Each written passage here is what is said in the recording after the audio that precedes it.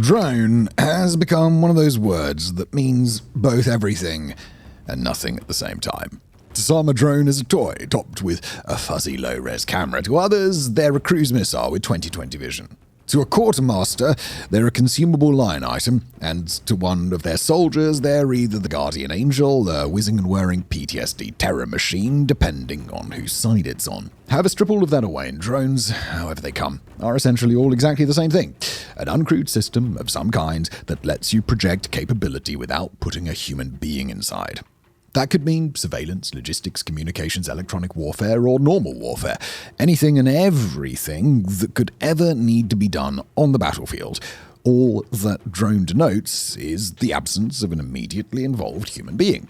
And once you start viewing them through that lens, you can start to get just why they've proliferated so fast. As a drone can scale down easily, but also be pushed even bigger with just as much vigor. They can be built as fancy boutique tools or as cheap and cheerful disposables. They can be slotted into pre-existing doctrine or just chucked in whenever simply because they're available.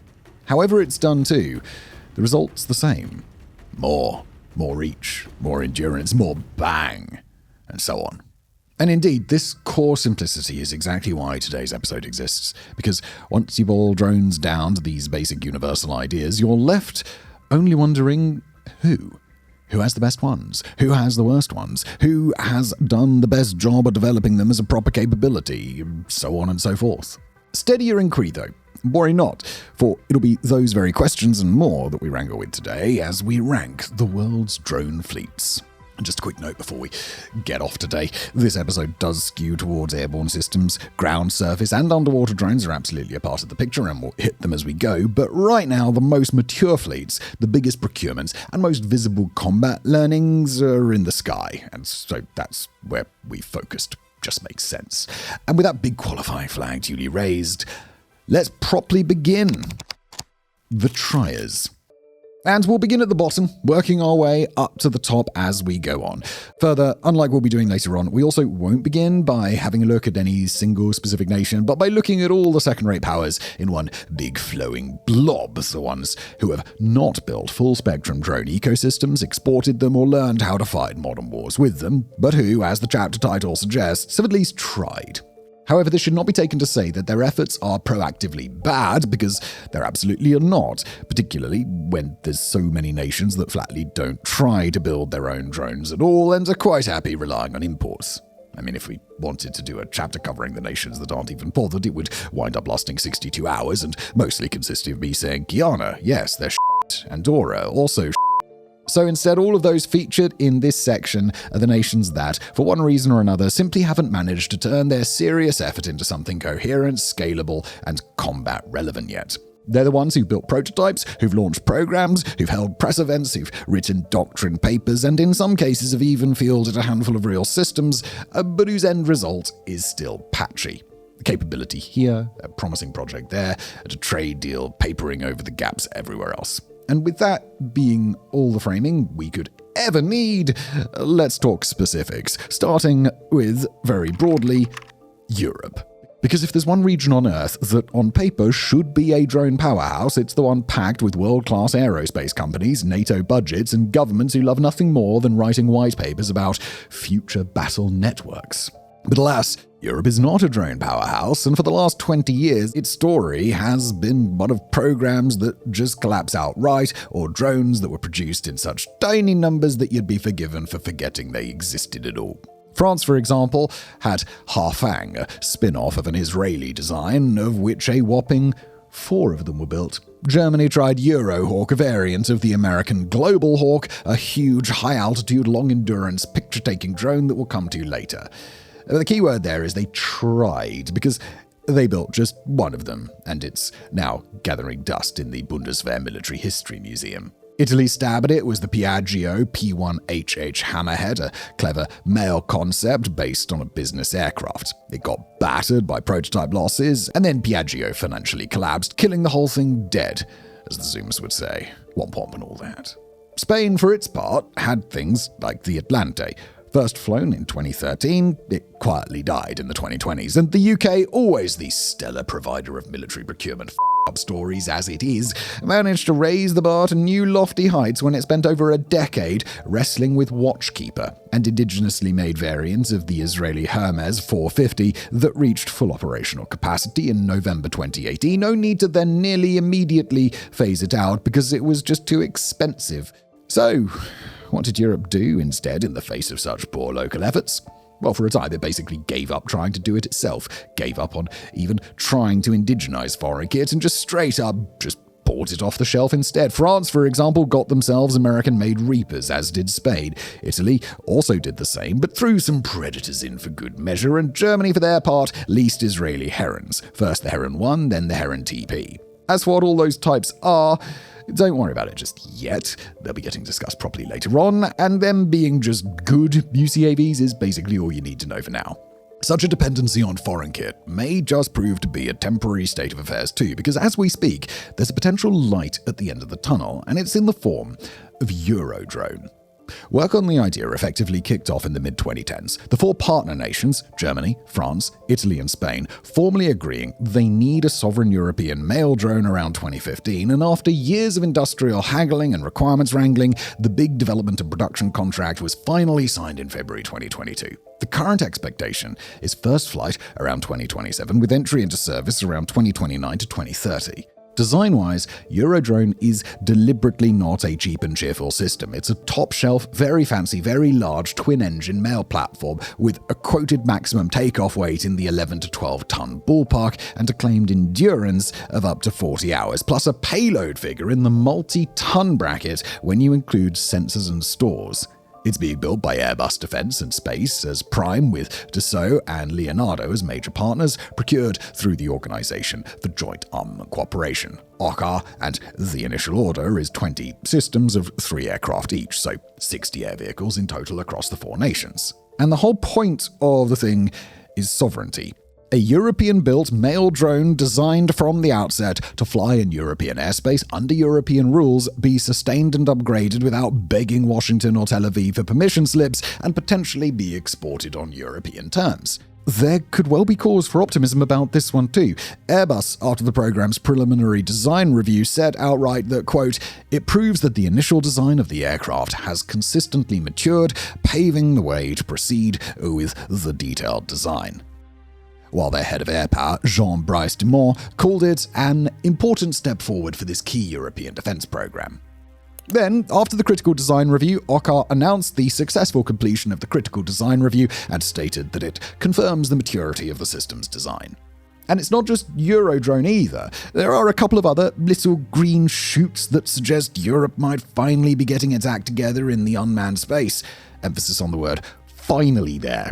I mean, really, there's better late than never, and then there's whatever Europe's up to. France, for example, is now properly pushing a shipborne drone helicopter with the VSR 700 program, with a framework agreement signed in 2025 to start the process of actually putting these things on frigates rather than leaving them in brochure land.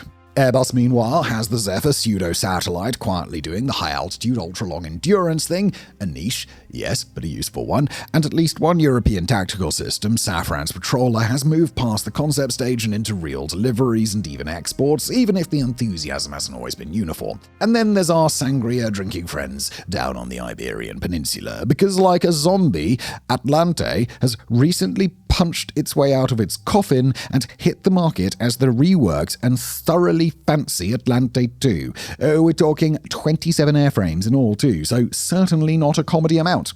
Time will tell, of course, and there are no guarantees that Europe's droney dreams won't all come crashing down again, but with all of that on the go, it does seem sensible to remain optimistic. And now let's talk about Pakistan. As will so often be the case today, their story is one of necessity. They had a very fragile border with India, a long-running internal insurgency problem, and an uncertain relationship with the Americans, who were only too happy to fly their own drones off Pakistani airfields, but when they turned up to the Pentagon to inquire about buying some for themselves, the Secretary of State for Defense was closing the curtains and pretending that he wasn't in. And the response therefrom was very much, "You will do it ourselves then," with the result being this, the Barak. It's widely understood to be heavily influenced by Chinese designs, and it sat in the shadows for years before Pakistan finally brought it into the light in 2015 by announcing its first indigenous drone strike, a missile strike in North Waziristan that killed 3 militants. That was a real milestone, not because Pakistan had suddenly become a drone superpower, but because it had crossed a psychological and doctrinal Rubicon. It could now do for itself, at least in a limited sense, what it had spent years watching the CIA do on its own soil. Running alongside Barak is the Sharpar line, Pakistan's own in-house reconnaissance drones. Sharpar 1 is the older workhorse, a tactical ISR platform used for border surveillance and overwatch, the sort of thing you use to keep eyes on roads, valleys, and suspected militant routes, and to feed coordinates into artillery or other strike assets. Sharpar 2 then pushed that concept into something closer to a true MAL system, longer endurance, higher ceiling, and at least in demonstrations and marketing, a path to being armed. Pakistan has even been shopping Sharpar 3 concepts around at trade shows, which tells you there's an ambition to turn this into more than a niche domestic capability. But the thing with Pakistan is that the domestic projects don't appear to exist in huge numbers. There's very little credible evidence that Pakistan has Barak and Sharpar fleets in the kind of volumes that start reshaping doctrine and battlefields the way Turkish or Israeli drones do. This isn't a we have squadrons and squadrons of them situation. It's probably we have a small number used for specific missions and we supplement with imports when we need heavier capability situation. And that brings us to the second half of Pakistan's drone reality, procurement. Pakistan has been very pragmatic about buying in capability where needed. It acquired the Italian Falco tactical UAV in the 2000s and even licensed produced some locally, giving it a baseline reconnaissance fleet and some industrial experience. For heavily armed MAL capability, China has been the key supplier. CH-series drones and Wing-Long type systems that give Pakistan the long endurance, underwing missile punch without having to beg Washington for permission. And then in the 2020s, Pakistan went on a shopping spree in Ankara. TB2s arrived first, the competent but not too flashy UCAV type, and then they bought the much more serious Akinci. We'll be meeting them properly later on, so don't worry too much about them yet. Instead, worry about the simple fact that they were a serious leap in capabilities for Pakistan. Proper drones with proper capabilities. There's also talk about some localized production and broader industrial cooperation with Turkey too, and it'll certainly be interesting to see what, if anything, comes of that. All told, Pakistan's deal, in short, is this.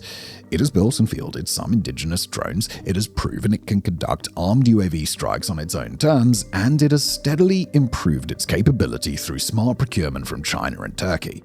But it hasn't yet demonstrated the kind of domestic scale, supply chain depth, or export footprint that would make it feel like a true drone-building ecosystem rather than a country assembling capability from a mixture of local designs and friendly foreign catalogues. Thus its place here in the Trias chapter. Next, let's quickly pop over the border because on the next step up, we find India.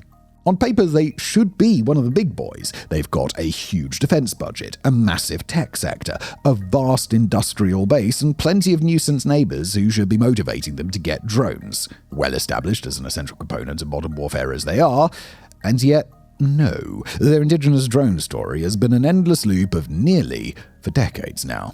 The first cautionary tale was Nishant, a tactical UAV that began development in the 1990s and after an absolutely glacial gestation, finally limped into service around 2011. 4 were inducted, all of them eventually crashed, after which the project was terminated in 2015. Didn't go very well, did it? The core problem was not some exotic stealth coating, AI algorithm, or any other reaching for the stars advanced and cutting-edge technology. But it was the recovery system, a parachute and airbag arrangement that repeatedly failed. 2 decades of effort for basically bugger all. And then came the big one, Rustam 2, later catchily renamed to Tapas BH-201. This was supposed to be India's Predator. It was sanctioned in 2011, first flew in the mid-2010s, and generally became the flagship "we are becoming a serious drone nation" project. Prototypes flew, there were hundreds of test flights, there were plenty of crashes, delays, requirement gaps, cost overruns, and the slow dawning realization that the thing just wasn't hitting the numbers that mattered. Endurance and altitude in particular were the killer. They wanted roughly 24 hours and north of 9,000 meters.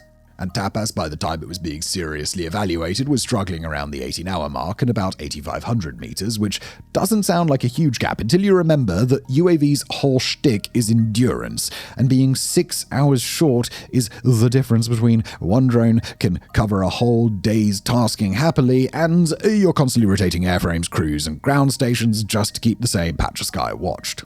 Likewise, with altitude, that extra few hundred meters isn't just a number for geopolitical windmilling. It's more line of sight, more sensor range, and often a lot more survivability against ground fire and short-range air defenses. Come late 2023 and early 2024, New Delhi had quietly lost patience. After more than a decade of development, Tapas still wasn't delivering the performance margins the Army, Navy, and Air Force had actually built their concepts of operation around. Therefore, in January 2024, the government formally removed it from their high-priority mission mode status and closed it in its original acquisition form, technically meaning that it hadn't been cancelled, but in real terms, it was dead. Around the same period, India was pushing ahead with the purchase of 31 Reapers from the United States.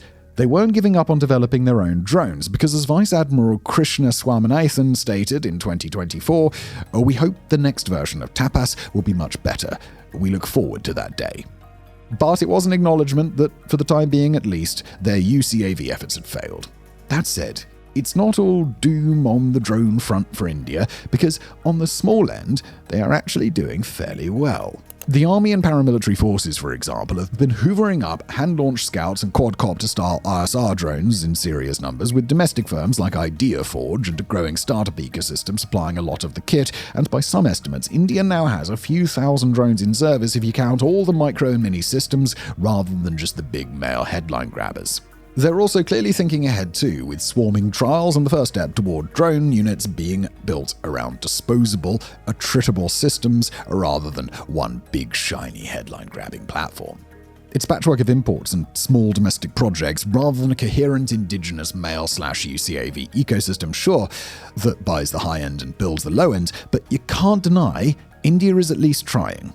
Coming down a notch again now to Japan, rarely is it a nation accused of being technologically backwards, save for the whole refusing to get rid of fax machines thing. But when it comes to drones, there's no two way about it. They are behind big time, and that's compared to countries such as Iran and Russia, never mind the drone juggernaut just across the sea that is China.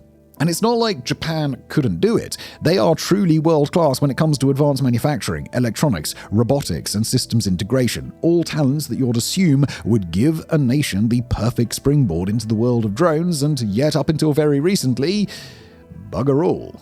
It wasn't because Japan was ignorant, though. It was because they were cautious legally, politically, doctrinally.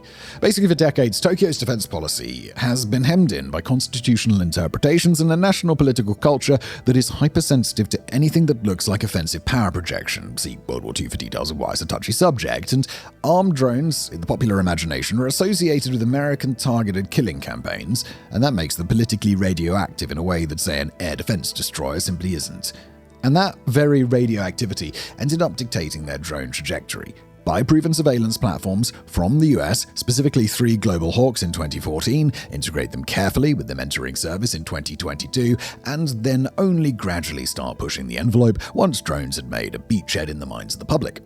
Now though, that beachhead has been made, and the envelope is being pushed with Sea Guardian, a navalized Reaper variant. Trials with the Maritime Self-Defense Force began in October 2022 and they went well, so 3 units were formally accepted into service in late 2024, although they remain unarmed as of the time of writing and intended for use only in the ISR role. Although, theoretically, the door does remain open to arming them at a later date. And further still, the Reaper, as with the Sea Guardian variant, are, of course, American models, so is Japan actually trying to make anything itself? Well, yes, kind of. Slowly.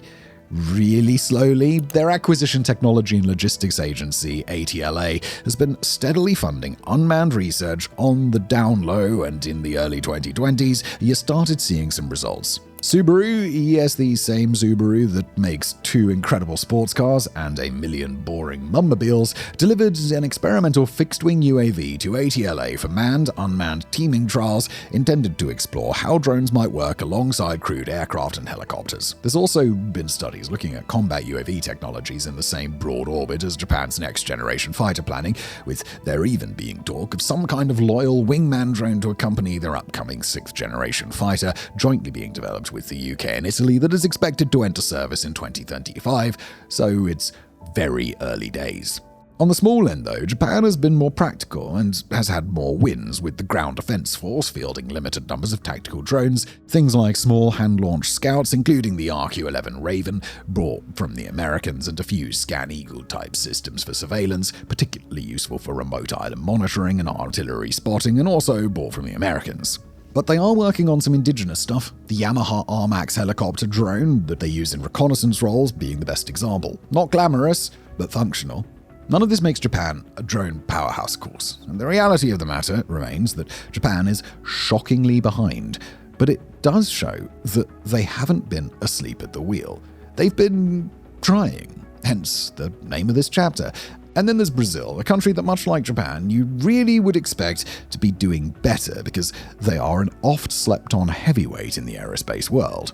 Admittedly, we aren't talking like China or US size when they hop on the proverbial scale, but with companies such as Embraer, one of the only firms on Earth that can design, certify, mass-produce and export complete aircraft families, from regional airliners to proper military kit like the A-29 Super Tucano and the KC-390 Transport, and other serious players like Avabras, a long-standing defense manufacturer best known for the Astros rocket system, plus AEL Sistemas doing high-end avionics, mission systems, and drone integration work inside Brazil, and you'd think a country with that kind of industrial DNA would be placed at least halfway into this episode. Not at the start. But it ain't. And instead, Brazil's drone story is a collection of promising starts and then the slow, inevitable thud of budget reality. There's Avabras's Falcao, a tactical UAV concept that flew around 2009 aimed at reconnaissance and artillery spotting. It didn't go anywhere. There's also Harpia Sistemas, a joint venture formed in 2011 between all 3 of the aforementioned aerospace firms, specifically to develop a Brazilian variant of the Hermes 450. That one, much like the Falcao before it, was looking promising. Then Brazil's economy took a nosedive, budgets got slashed, and by 2016, both the drone and the company designing it were effectively dead, the consortium having ceased development because the government money dried up. Operationally, Brazil filled the gap with imports and stopgaps. The Air Force used Israeli Hermes 450s, including during high-profile security events like the 2014 World Cup and 2016 Olympics, and later went bigger still and moved toward Hermes 900, with at least 2 having been delivered by 2021, using them for surveillance and even disaster monitoring, and that is basically where Brazilian drones remain to this day, a whole bucket full of unrealized potential and dependence upon foreign designs as a result, at least for the big stuff. With the small stuff at least, Brazil's done fine. Mini UAVs like the indigenously made FT-100 Horus, fielded by the army, use patrol and recon, and the usual assortment of small drones for naval and coastal surveillance. They also don't have shooty drones either, although that might be changing. Basically, in March 2025, the Brazilian army finally did the thing everyone's been expecting for about a decade. It published a public consultation/competitive notice explicitly aimed at buying armed tactical UAVs, not dual use, not it can carry a laser designator in theory, but outright armed stuff. The stated performance bracket is very small UCAV, roughly 700 kilogram maximum takeoff weight, at least 300 kilometer control range, ceiling about 18,000 feet, and an offensive load that can be either 4 guided 70mm rockets or 2 missiles. Happily too, the Brazilian aerospace sector caught wind of the changing tides and got to work, meaning that come summer of that same year, there were already indigenous players waving mock-ups around at trade shows like Stella Technologica, at Thales' Atoba, rolling out a laser-guided 70mm rocket pod clearly pitched as a candidate for that exact requirement. Will anything come of this renewed wind of enthusiasm? Will it raise Brazil up into the stratosphere of dronery? Or will it just awkwardly peter out like a fart at a funeral? Well, only time is going to tell. And with that, we say goodbye to our tryhards and say hello to our first serious drone player. It is the country you've probably heard of: Ukraine. Next up, our first properly meaningful nation is Ukraine. Not the best on earth by a long stretch, hence their being placed here, but still one with real capabilities, real battlefield experience, real industrial depth, and real strategic weight. And if there's one thing that they have done better than anyone else on Earth since February 2022, it's this: taking unmanned systems and turning them from a specialist capability into the ordinary plumbing of war. Not a supporting act, not a niche. More like if something explodes on the front line, there's a pretty good chance a drone had a hand in it somewhere along the line, be it in spotting it, ranging it, jamming it, hitting it, finishing it off, or filming it for morale, propaganda, and future lessons learned. But even with that, Ukraine's drone power isn't a neat, exportable, full-spectrum ecosystem in the American or Chinese sense. It's a brutal, improvised, hyper-evolved wartime organism, astonishingly lethal, weirdly innovative, constantly mutating, and yet still, in vital areas, constrained by money, logistics, parts supply,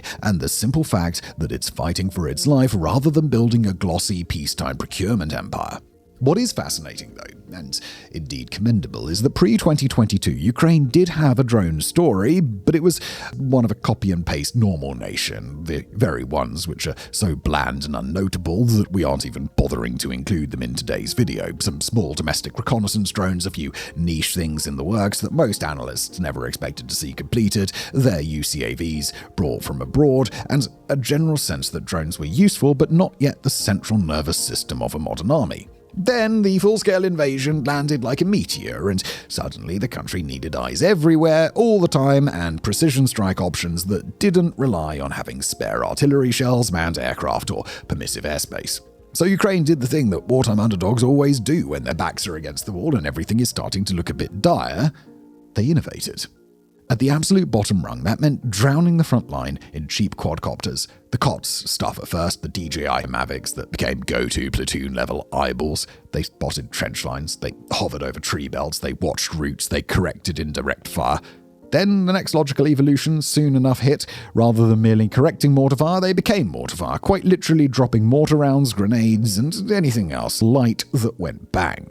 And because that still wasn't enough, Ukraine leaned hard into FPV drones, turning them into screaming one-way guided munitions, just as Russia also did. These FPVs have become Ukraine's most iconic drone contribution too, not because they're glamorous, but because they are the purest and indeed most grisly expression of modern attritional warfare. Cheap, precise, mass-producible, and absolutely miserable to be on the receiving end of. They're basically airborne IEDs with a live video feed. Their true grim genius, however, lies in the cost exchange. A drone that costs hundreds or maybe a couple of thousand at worst is deleting vehicles worth millions. Consider as examples this Buck M3 air defense system, a modern layered SAM platform costing tens of millions of dollars, being located, tracked, and destroyed by Ukrainian attack drones alongside a Uragan-1 multiple launch rocket system.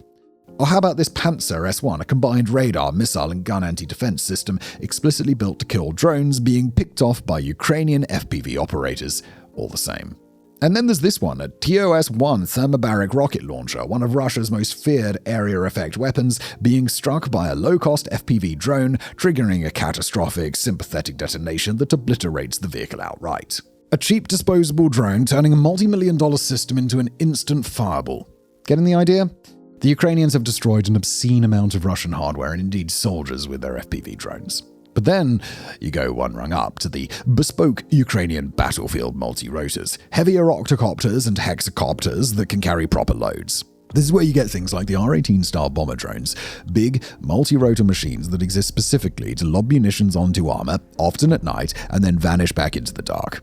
There's also the whole Baba Yaga class, heavy lifted drones that can carry surprisingly chunky payloads, act as airborne relays, and generally make the sky feel unsafe in a way that historically only artillery and manned aircraft used to manage. Ukraine didn't stop there though, because while their smaller stuff has been deciding fights at the sharp end, the bigger strategic problem is still Russia's depth.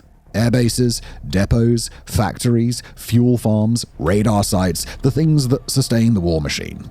And Ukraine has had to find ways to reach out and punch those targets too, even when it doesn't have deep magazines of cruise missiles to spare. Enter Ukraine's long-range, one-way attack drones to do exactly that.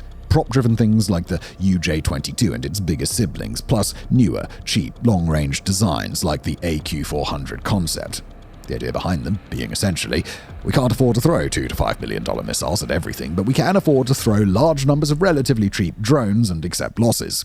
There's also the Luti style of long-range loitering munition. It's not elegant, it's not stealthy, but it can reach out 2,000 kilometers and put a 75-kilogram warhead into something. And if Ukraine's story ended there, that they've got very good at FPV and long-range kamikaze drones, it would already be remarkable. But Ukraine's real wildcard is that it also dragged unmanned warfare into the sea and made it work. Ukraine started the war with no real navy to speak of compared to Russia's fleet, and yet it has inflicted outsized naval defeats almost entirely through USVs.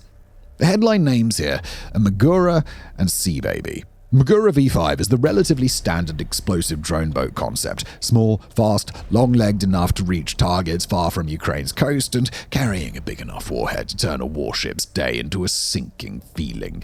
Sea Baby is the heavier hitter, bigger explosive payload intended for the nastiest targets, including bridge pylons and ships in port.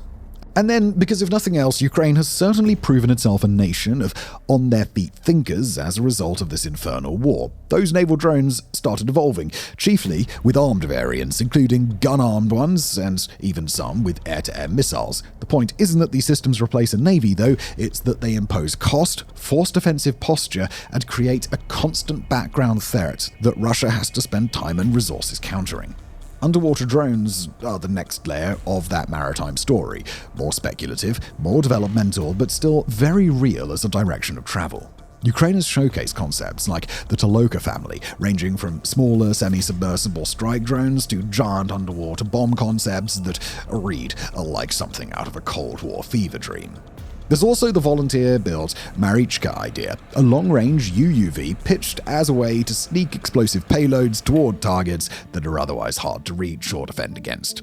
How much of this is actually operational right now is always the question with wartime prototypes, but nonetheless the trajectory is clear. Ukraine is trying to build an unmanned sea-to-air capability from scratch under fire. Now zoom out from the hardware and you get to the part that makes Ukraine truly distinct: organization and scale. Early in the war, Ukraine turned drone production into one of its biggest industries. It created procurement pipelines, innovation hubs, and whole programs designed to mass-produce the stuff. The domestic manufacturer base reportedly exploded from single digits pre-war to hundreds of producers during the war years, with a national push to standardize, fund, and distribute drones at scale. Institutionally, Ukraine even created a dedicated unmanned system forces branch, which is an absurdly modern move and a pretty good indicator that Kyiv doesn't view drones as a temporary wartime fad. It views them as a permanent arm of war, like artillery or engineers. And that matters, because the real winners in military technology aren't the ones who buy the coolest kit. They're the ones who build doctrine, training pipelines, and maintenance culture around it. And doctrine is also where Ukraine's combat record is genuinely world-leading. The kill chain has been compressed to ridiculous speeds. Drone sees target, target gets ranged, target gets hit, the result gets assessed, and then the process repeats. All while electronic warfare systems try to jam links, and both sides try to spoof GPS and blind cameras and hunt the operators. Ukraine's battlefield has essentially become a live Darwinian selection environment for drone tactics. Designs that don't get people killed and then disappear. So having said all of that, why is Ukraine not higher in our list today? Well, firstly, they don't make any Predator or Reaper-esque male UCAVs. They have the earlier mentioned Turkish TB2s, and they're working on the Sokol 300, which would change the state of affairs, but it is still a work in progress. And this is to say nothing of big hail drones, which, in fact, we can't say anything about because there's nothing on that front at all. Later nations we'll be discussing, they do have that capability, even if in some cases the efforts are lackluster. Thus, here Ukraine sits. And there's also the fact that Ukraine has no export infrastructure. Understandable, of course, given, the resource-consuming, desperate struggle for its very survival that is currently locked in, but such circumstances do not change the objective reality of the matter, that Ukraine is lacking on this key metric of what makes a drone power. But because we don't want you all to think we're having a downer on Ukraine here, if we were ranking purely on who has changed the nature of drone warfare the most since 2022, Ukraine would absolutely be right at the top because it has made drones the default instrument of tactical lethality and then dragged that logic into strategic strike and naval warfare too, proving that cheap systems in huge numbers paired with ruthless iteration can do things that used to require an air force and a navy. The only other nation to come close to drone innovation across the last 4 years is the next one on our list, the nation that Ukraine is forced to defend itself from, Mother Russia. Russia. And taking the 6th spot on the podium is Russia. They were a tricky one to place too, because in some regards, putting them this far down feels like we might not be giving them their deserved credit. Why?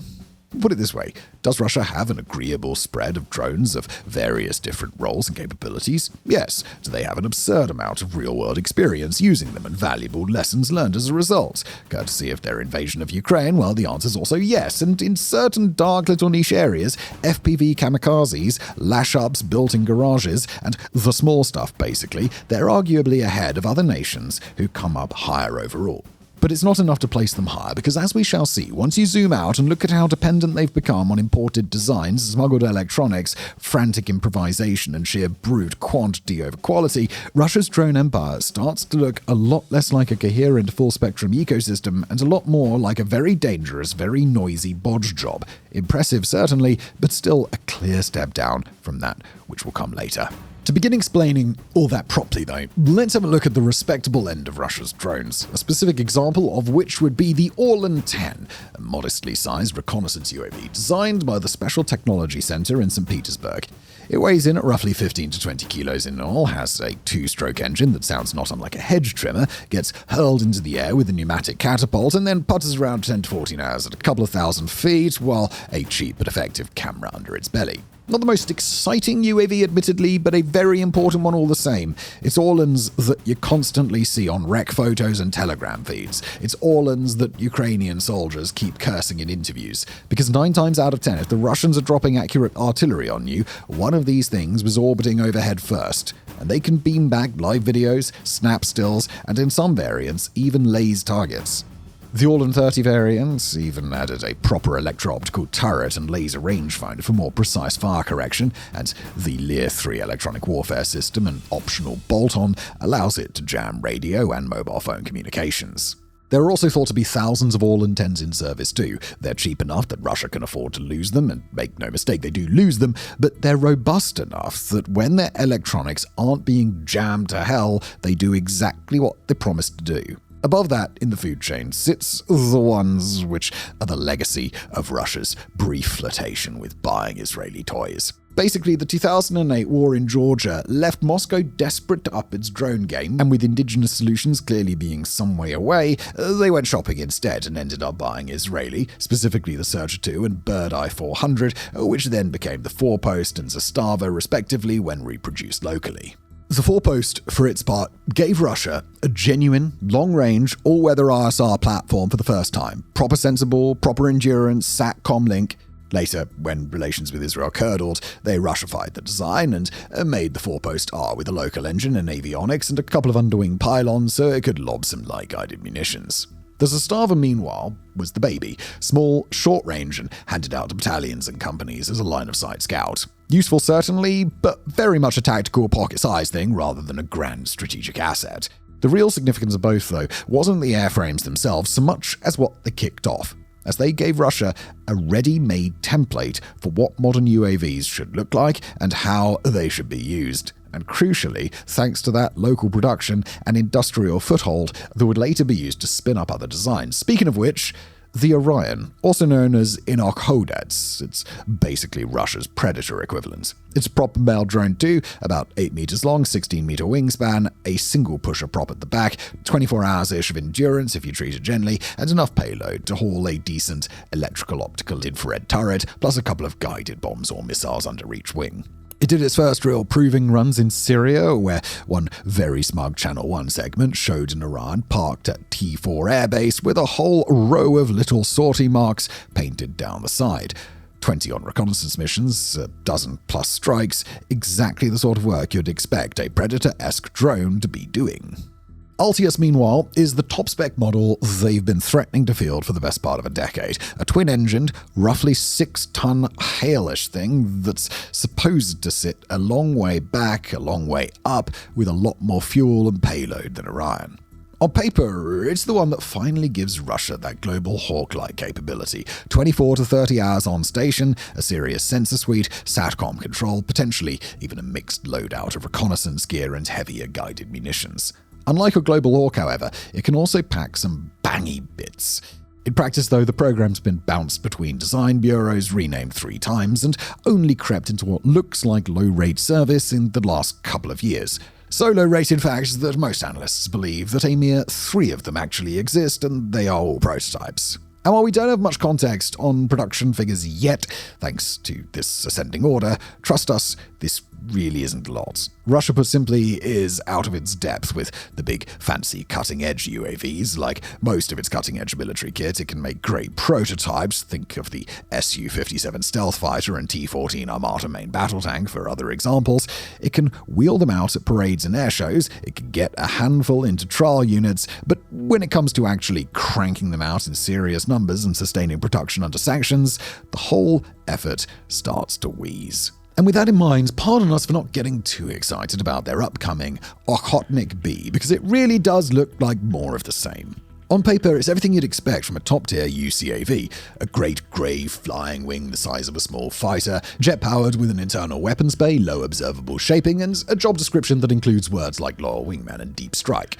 The idea is that it goes up with the aforementioned Su-57s, does the scary bits, pokes at air defenses, scouts ahead, maybe drops a couple of smart bombs, while the manned jets hang back a bit. In practice, as far as we can tell, there are a couple of prototypes trundling around Zhukovsky and the Akhtubaninsk test range, a handful of carefully choreographed formation flights with an Su-57 for the cameras, and a lot of breathless commentary on Russian TV about how the Americans should be issuing plenty of spare underpants so that they can deal with the fear that will be coming their way oh so soon enough. Will it eventually enter service in some form? Yeah, probably. Will it be dangerous if and when it does? Yeah, also probably. But given Russia's track record, a stealth fighter that exists in boutique numbers, a revolutionary tank that only ever seems to appear on Red Square, a hail drone program that probably only has 3 units to show for its efforts, and odds are it's never going to be anything too substantial, is it? Happily for the Kremlin, though, their smaller stuff, the tactical I-Star platforms, the loitering munitions, the FPV quadcopters, and the other lash-ups in the bottom rung of drones, is a very different story. That end of the spectrum really does work for Russia, and it also works at scale.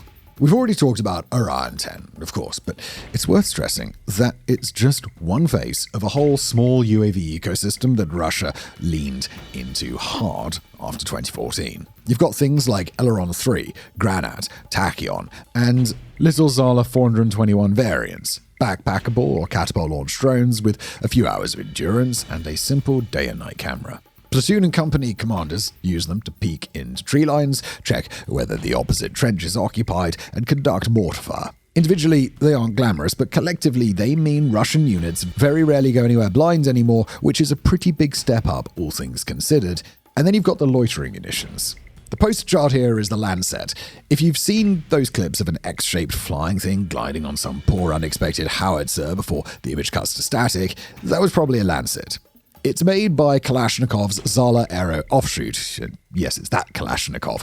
It weighs a few tens of kilos all in, carries a 3 to 5 kilo warhead, and has enough range to reach out 30 to 40 kilometers from wherever its operator is hiding with their tablet. It was trialled in Syria, found to be quite good at turning rebel trucks into exciting new arrangements of scrap metal, and then shipped to Ukraine in quantity. By mid-war, so well had it done that Lancet had become the artillery killer of choice. Western-supplied M777s, Caesars, PZH-2000s, even Leopard 2s and Bradleys. If you can see it from the air and it's worth more than the drone, somebody on the Russian side has tried to stick a Lancet into it. It's cheap enough to risk on maybe, accurate enough that it often hits, and fast enough to beat most jury-rigged last-ditch defenses. It's still fairly fragile in the face of proper air defense and jamming, but as a way to attrit the expensive bits of someone else's army, they're disgustingly cost-effective. There's also the earlier Kubla, a delta-wing kamikaze, basically a small fixed-wing drone that can hover around an area and then nosedive onto a target. Cub never really got the media attention the Lancet did, but it's the same general idea. Small, expendable, camera in the nose, explosive in the middle, battery in the back, flown like a slow, nervous FPV until it meets something you want removed from the world. Then, below even them, you hit the bodge tier. COTS FPV drones turned kamikazes.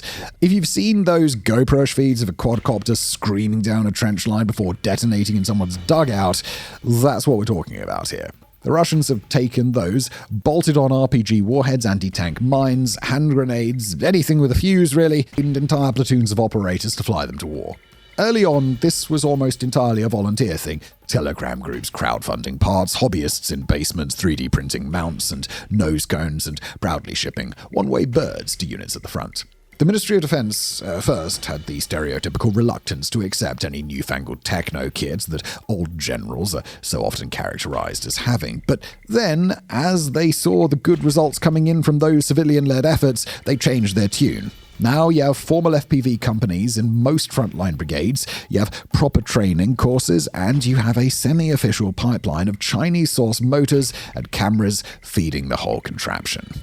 Tactically, they've evolved too. There are nights where you see mothership hexacopters carrying 5 or 6 FPVs out behind enemy lines, dropping them closer to the target so they don't burn half their battery simply getting there.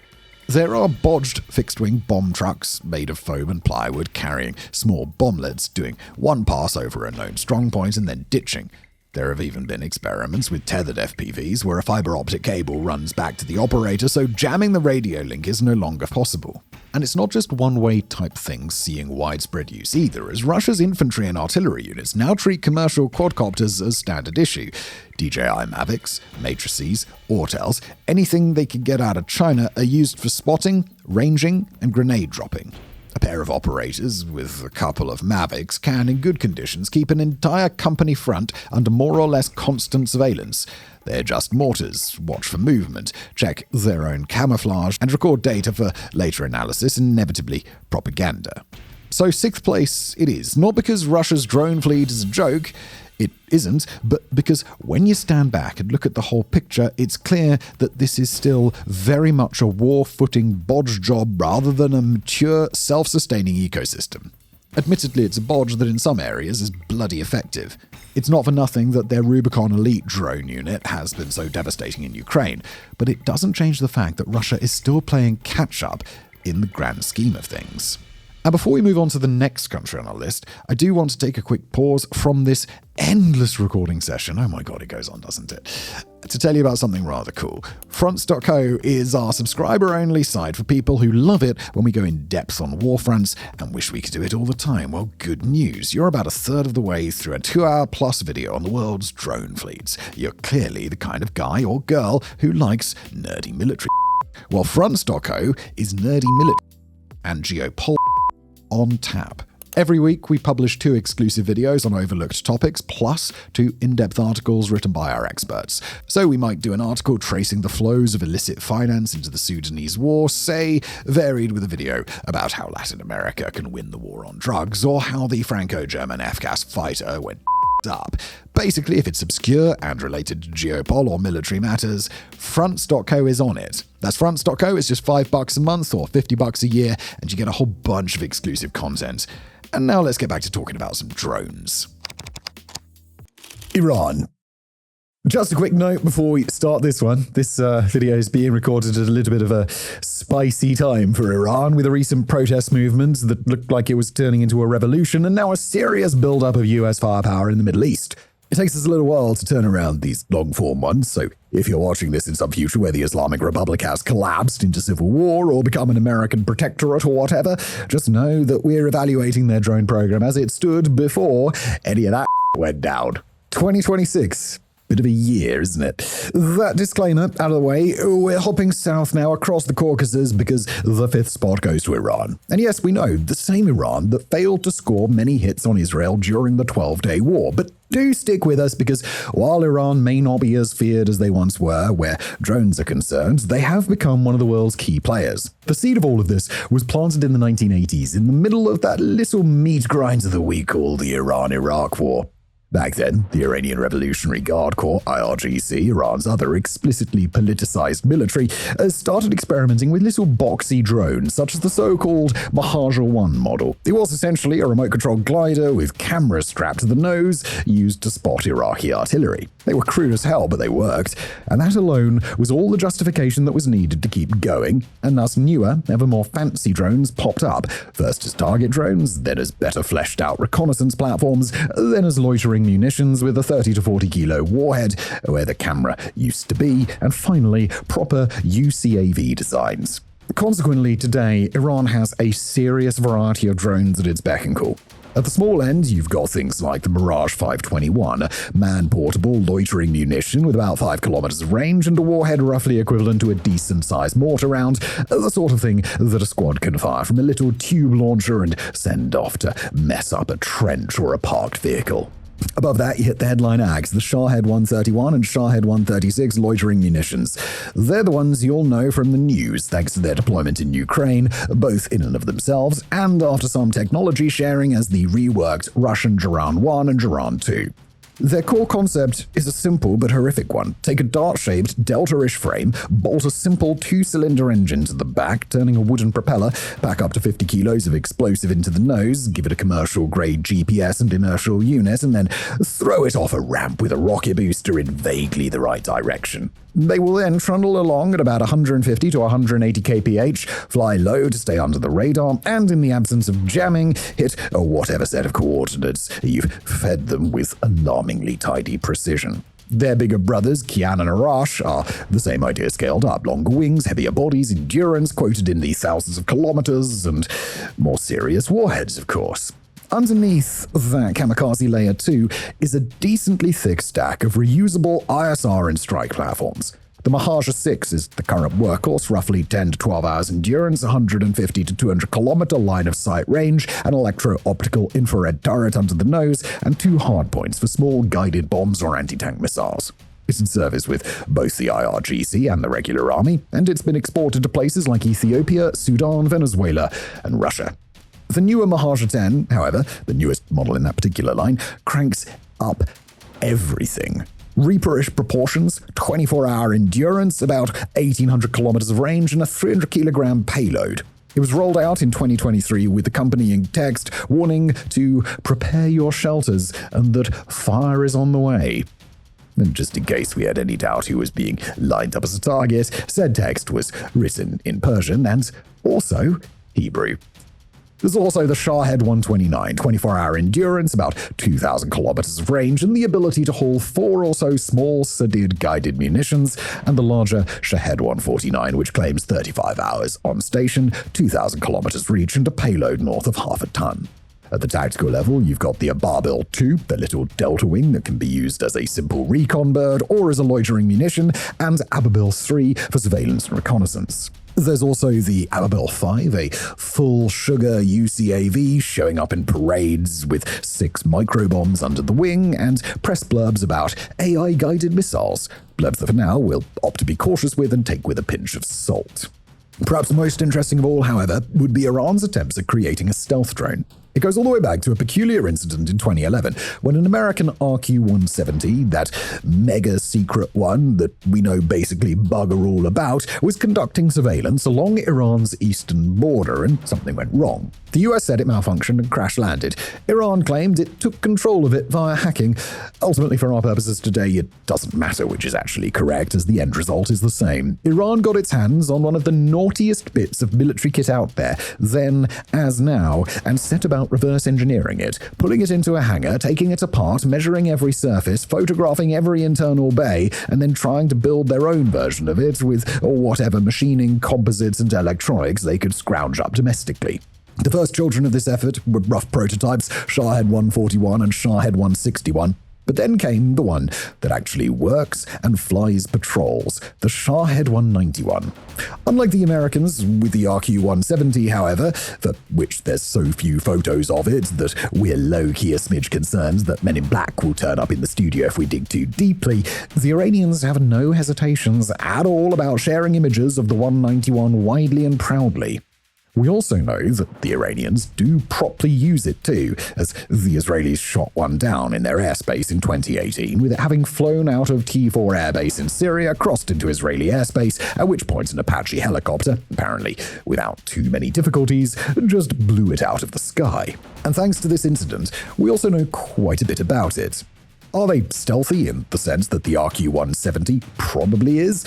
Absolutely not. With analysts looking at everything from radar-catching panel gaps to the surface finishes to deduce that the best adjective for it would be stealth-ish. To dismiss it off the back of that misses the point, though.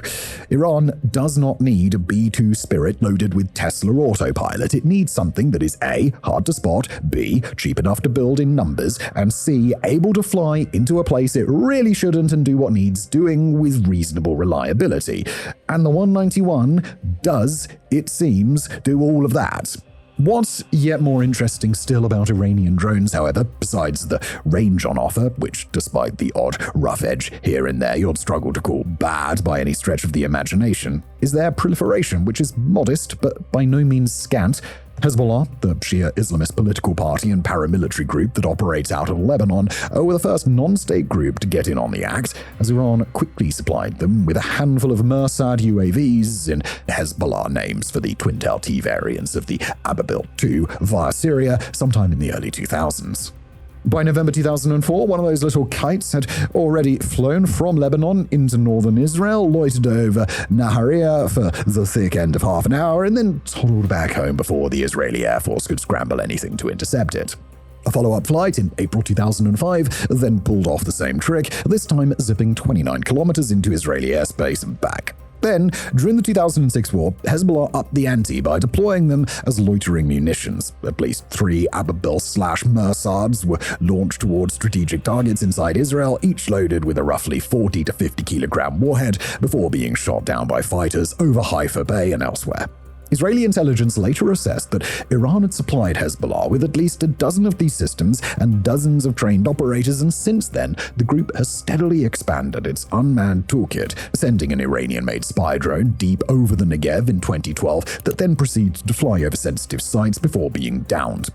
They also deployed Iranian-supplied UAVs and commercial quadcopters over Syria to spot for artillery and drop submunitions on Islamic State positions, and most recently launched 3 unarmed drones at Israel's Karish gas platform in July 2022 in a made-for-television stunt, all of which were intercepted by Israeli jets and corvettes over the Mediterranean, but very effectively raising everyone's threat perception of Hezbollah, a perception that would only be lowered when the group was devastated by Israel in late 2024.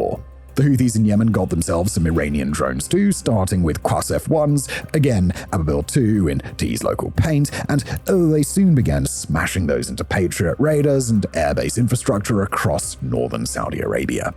Then, as they upgraded to the Qasef-2K, essentially the same basic airframe but with a redesigned proximity-fused warhead that airbursts 10 or 20 meters over the target, packed full of ball bearings specifically to shred people rather than hardware, you saw them detonating over military parades and gatherings. By the late 2010s, they were fielding the Samad family long-range drones, almost certainly based on Iranian designs, and taking shots at Riyadh and Abu Dhabi themselves. Elsewhere, Syria and Iraq in particular, Iranian drones quietly became part of the scenery. Over Syria, Mahajers, Shaheds, and Ababils provided intelligence, surveillance, target acquisition, and reconnaissance capabilities for Assad's offensives and guided artillery and missile strikes on ISIS, rebels, and occasionally even US and Israeli interests on the very rare days when their interests aligned. Over Iraq, they started as eyes in the skies for militias fighting ISIS and then morphed into tools for harassment and coercion. Kamikaze drones against Saudi pipelines launched from the Iraqi side of the border, slow, low drones full of explosives flown at US facilities in Erbil and Baghdad, and one especially on-the-nose assassination attempt on Prime Minister Mustafa al-Kadhimi in 2021, where quadcopters laden with explosives tried to blow up his house. At sea, Iranian drones have been used to hit commercial shipping too.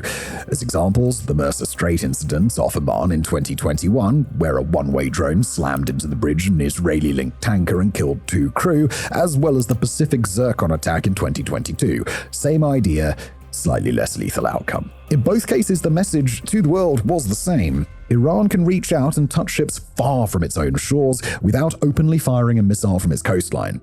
And then there's Russia's war in Ukraine, which really has been Iran's coming-of-age party as a global drone supplier. When Russia started running short of Calibers and Iskanders, it turned to Tehran, who was only too happy to lend a hand. Consequently, by late summer 2022, the first Shaheds had arrived, and by October, Ukrainians were coining nicknames for them based on the distinctive buzzing that they came with, and now they've been used in truly industrial quantities to hit Ukraine's power infrastructure, with Ukraine-based intelligence group Frontelligence Insight reporting that 28,743 Shahed and Shahed-type drones have been launched as of July 2025.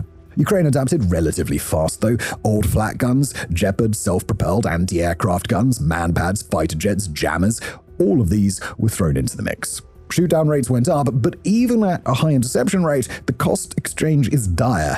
Each cheap drone still forces someone to shoot at it, still forces air raid warnings and blackouts, still ties up crews and kit that could be watching for cruise missiles or supporting the front line.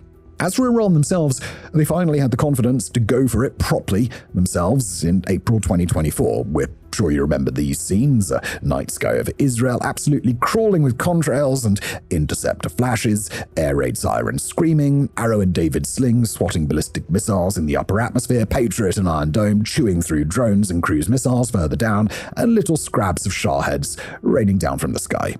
In the end, physically, it didn't amount to much. One serious injury, some cosmetic damage around a base, and a lot of very expensive interceptors expended. But symbolically, it mattered a lot. For the first time, Iran hadn't used Hezbollah or the Houthis or some anonymous Islamic resistance front as the fig leaf, and nor had it just pushed at the edges, acting openly. It had simply stood up and brazenly attacked another nation with a mass drone strike. And of course, they could never have that drone without an industrial backbone that has proved much more resilient than anyone really wanted. The airframes come out of places like Iran Aircraft Manufacturing Industries Corporation in Isfahan and IRGC-linked plants dotted around the country. There's a dedicated drone complex in Semnan, underground bases dug into hillsides, and now licensed production in places like Tajikistan and Russia. The trickier bits, engines, electronics, etc., are hoovered up from abroad via a spider's web of front companies and cutouts, with analysis of downed Shaheds having shown that the majority of their electronic components are Western-made off-the-shelf parts acquired via nominally civilian traders in the UAE, Turkey, or Hong Kong. Small piston engines are sourced from German or Chinese firms under false end-user paperwork, and when a particular channel gets shut down, someone in Tehran simply routes around it. It's an exercise in brutal pragmatism. They don't try to match Western systems on every metric. They don't bother with expensive SATCOM unless the mission genuinely demands it. They avoid delicate sensors where a cheap GPS chip would do. They are, in most cases, tools built to a price point, accurate enough, survivable enough, configurable enough, and crucially, cheap enough that losing a few dozen in the process of achieving a strategic effect is just an acceptable trade. So where's that leave them in the ranking? Well, on the plus side, at least from Tehran's perspective, Iran's breadth is a lot bigger than many people think. As we've seen, it's not just suicide drones. There's a spread of reusable UCAV platforms in the mail space, some experimental stealth stuff, plenty of tactical minis, and even a cheeky bit of jet power here and there. In terms of industrial scale, once you roll in co-production plants and the sheer number of drones its proxies and Russia have burned through, we're talking about a serious, repeatable output rather than a boutique line. On combat record and doctrine, very few countries can match the variety and intensity of Iran's drone employment that they've used against insurgents, conventional militaries, oil infrastructure, shipping, dissidents, US bases, and Israel itself. The reason they sit in fifth, though, and don't elbow their way above Turkey or Israel, is that the ecosystem they've built is deliberately lopsided. Iran isn't trying to field a balanced, full-spectrum, unmanned force that integrates cleanly into high-end combined arms operations, and nor is it trying to push the technical envelope. It's building a stockpile of cheap, attritable, flying munitions and good enough drones optimized for proxy warfare, harassment, and strategic nuisance. And objectively, that's just not the stuff of winners. But is it still a significant, and further still, a respectable effort? Yeah, we certainly think so. Turkey. And now, in the fourth spot, the country that low-key came out of nowhere and in a shockingly short amount of time went from a total non-power in the world of drones to a world leader breathing down Israel's neck. Turkey. It's a story that leaves you having to commend their ingenuity too, because it starts, quite simply, with Ankara wanting to buy itself some UCAVs in the early 2000s, with them going over to Washington, checkbook in hand, only to be given the cold shoulder.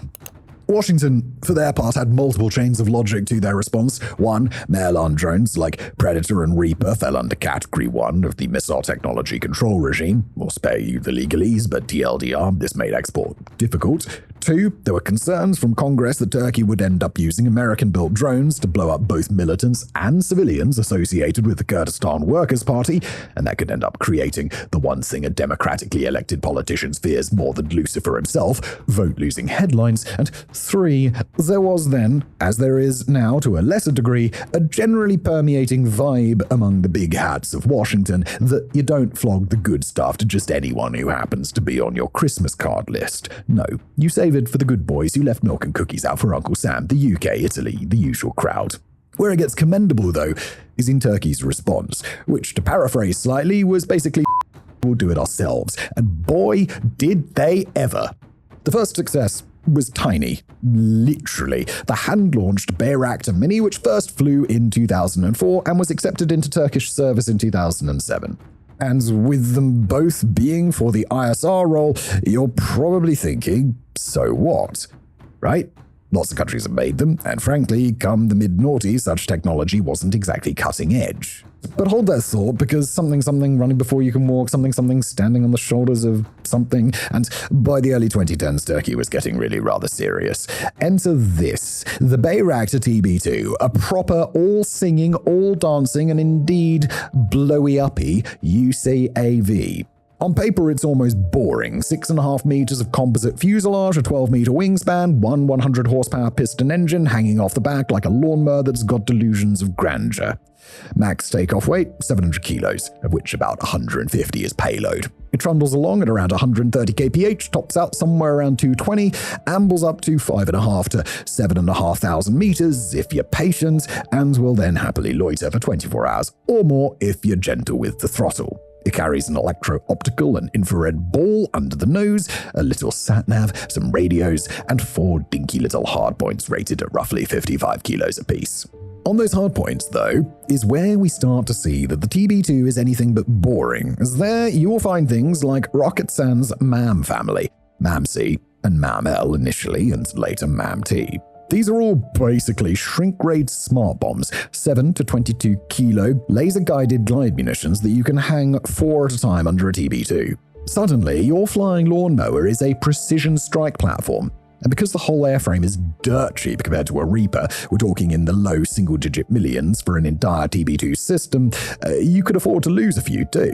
Turkey themselves put it to good use as well, as from about 2015 onwards, TB2s became the workhorses of Ankara's campaigns against the Kurdish targets, Accurate Call Washington, in southeast Turkey, northern Iraq, and later Syria, loitering over mountains and villages, finding small camps and convoys using laser targets for artillery or dropping MAMs themselves. Then, in 2020, they were stress-tested in Idlib against the Syrian army, then a few weeks later in Libya against Haftar's forces. In Idlib, though, Turkey then turned the dial up even higher. After a Syrian airstrike killed dozens of Turkish troops in February 2020, Ankara responded with what was essentially a mass drone and artillery raid. TB2s and Ankara-S drones hunting down Syrian armor, artillery, and logistics, queuing T-122 rocket batteries and TRG-230 missiles, and dropping their own micromunitions.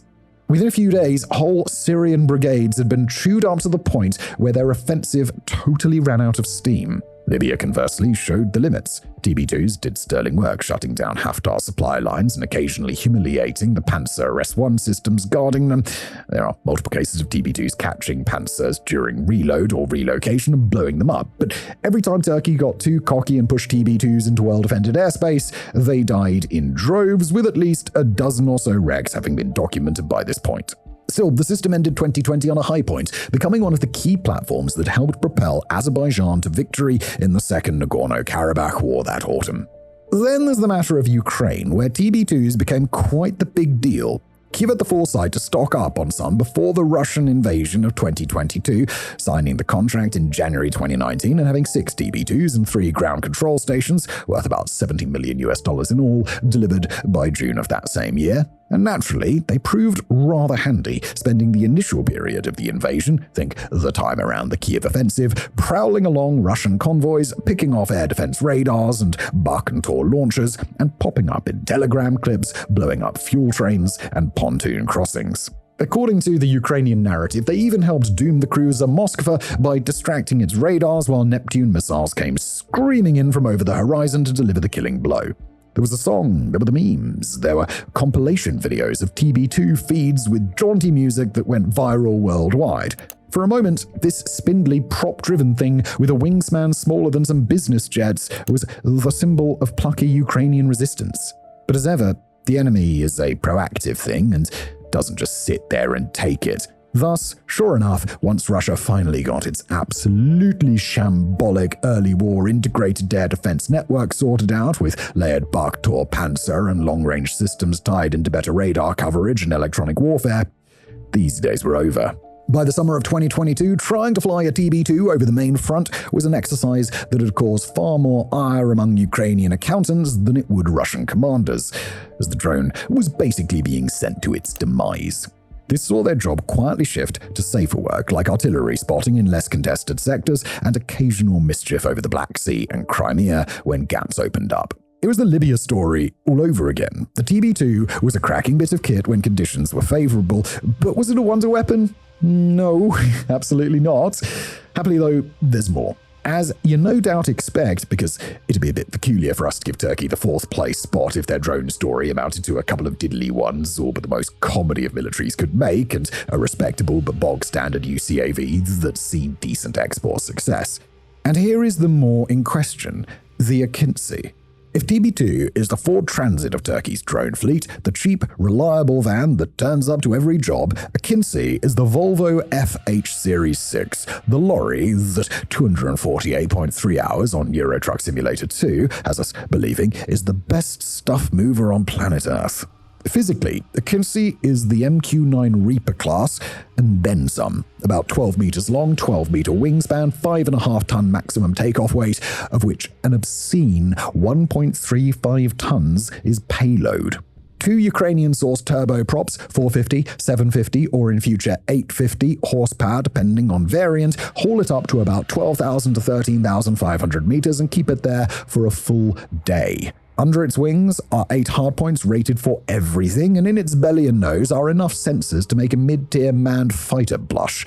Active electronically scanned array radar, electro-optical infrared turret, signals intelligence kit, the whole shebang.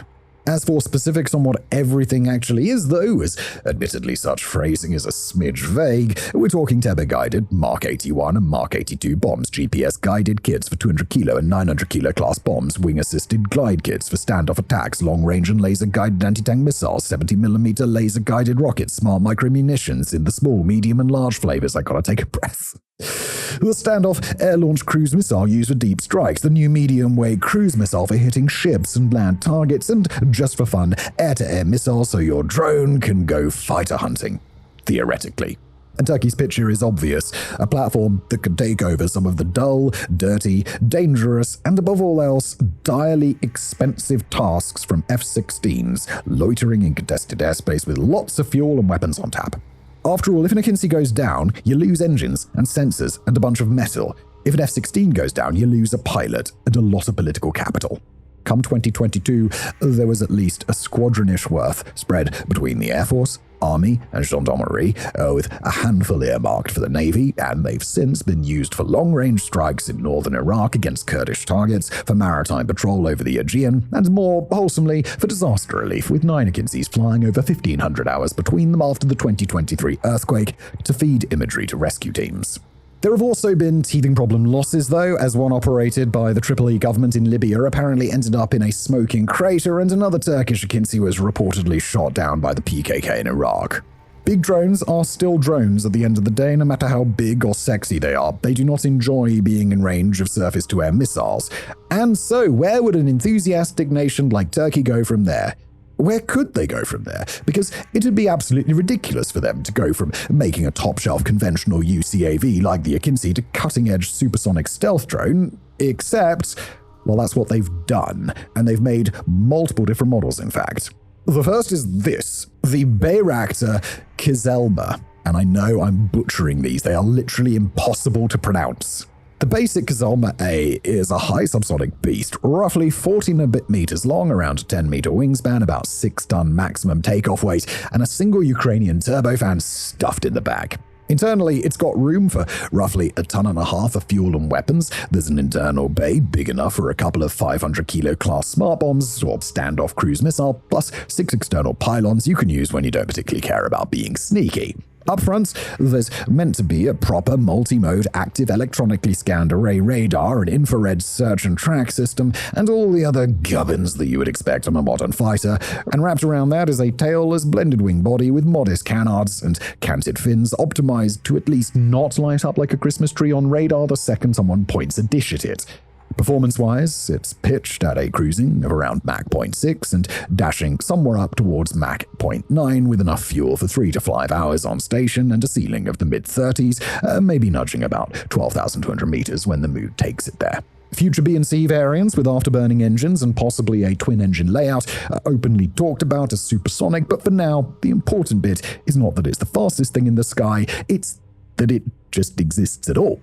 Most countries' unmanned stealth fighter programs consist of a PowerPoint deck, a faux model, and a press release. Bayraktar, by contrast, had this taxiing in 2022, flying in December of that year, doing high-speed tests in early 2023, and then, just to show off, flying a little formation routine with a Turkish Air Force F-16 at Teknofest. Because this is Turkey, it's not just a runway toy either.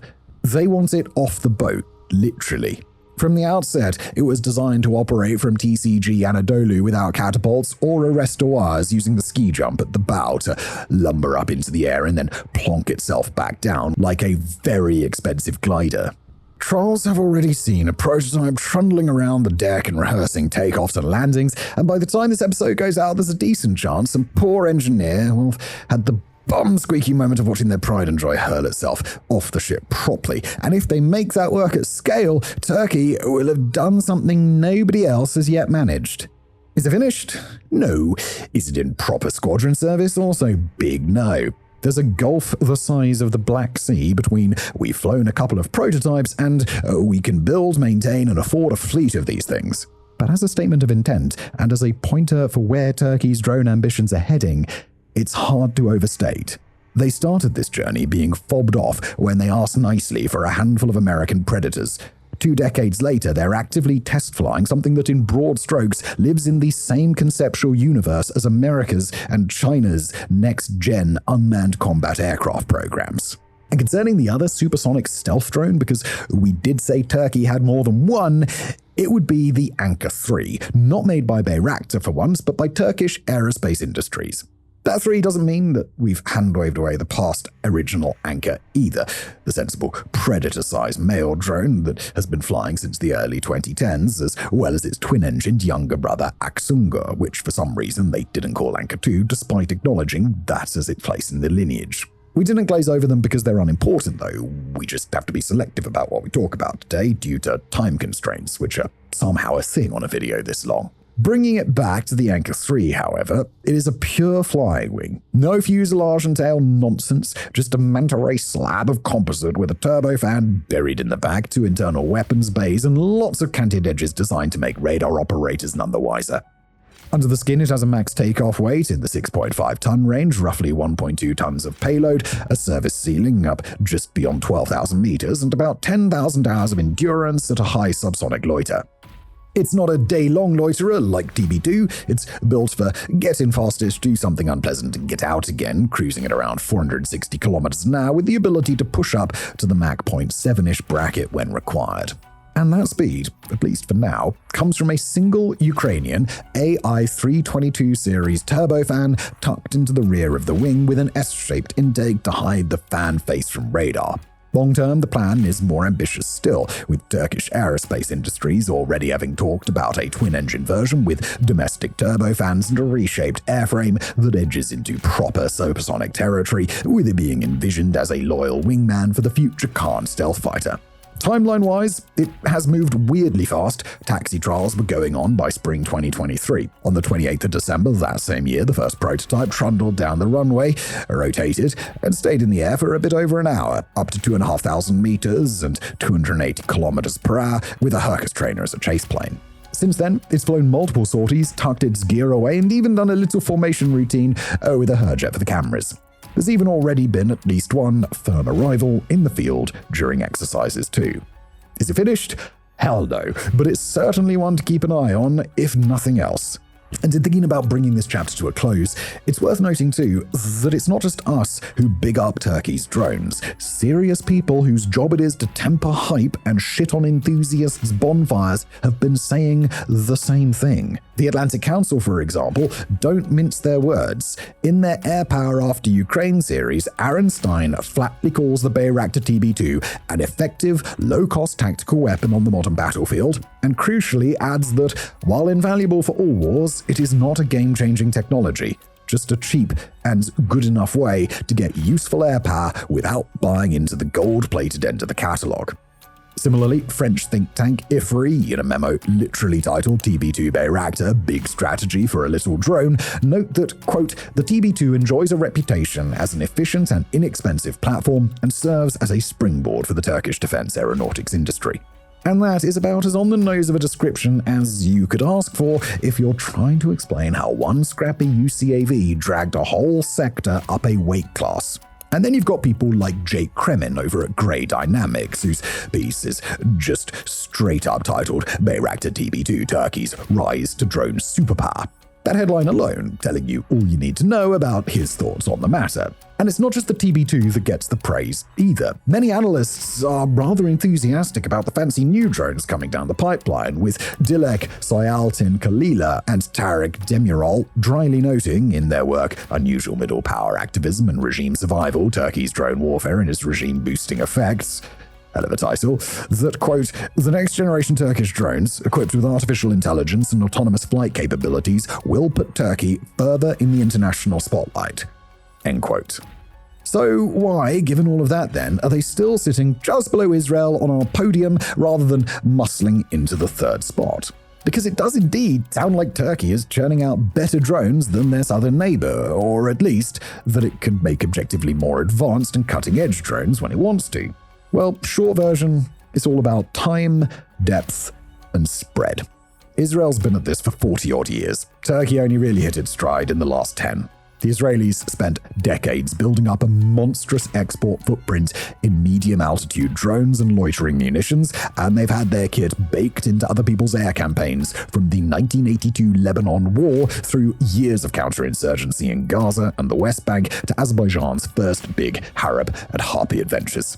Their stuff doesn't just look good on a brochure, it has been integrated, refined, and normalized inside multiple foreign militaries and alliances over multiple generations.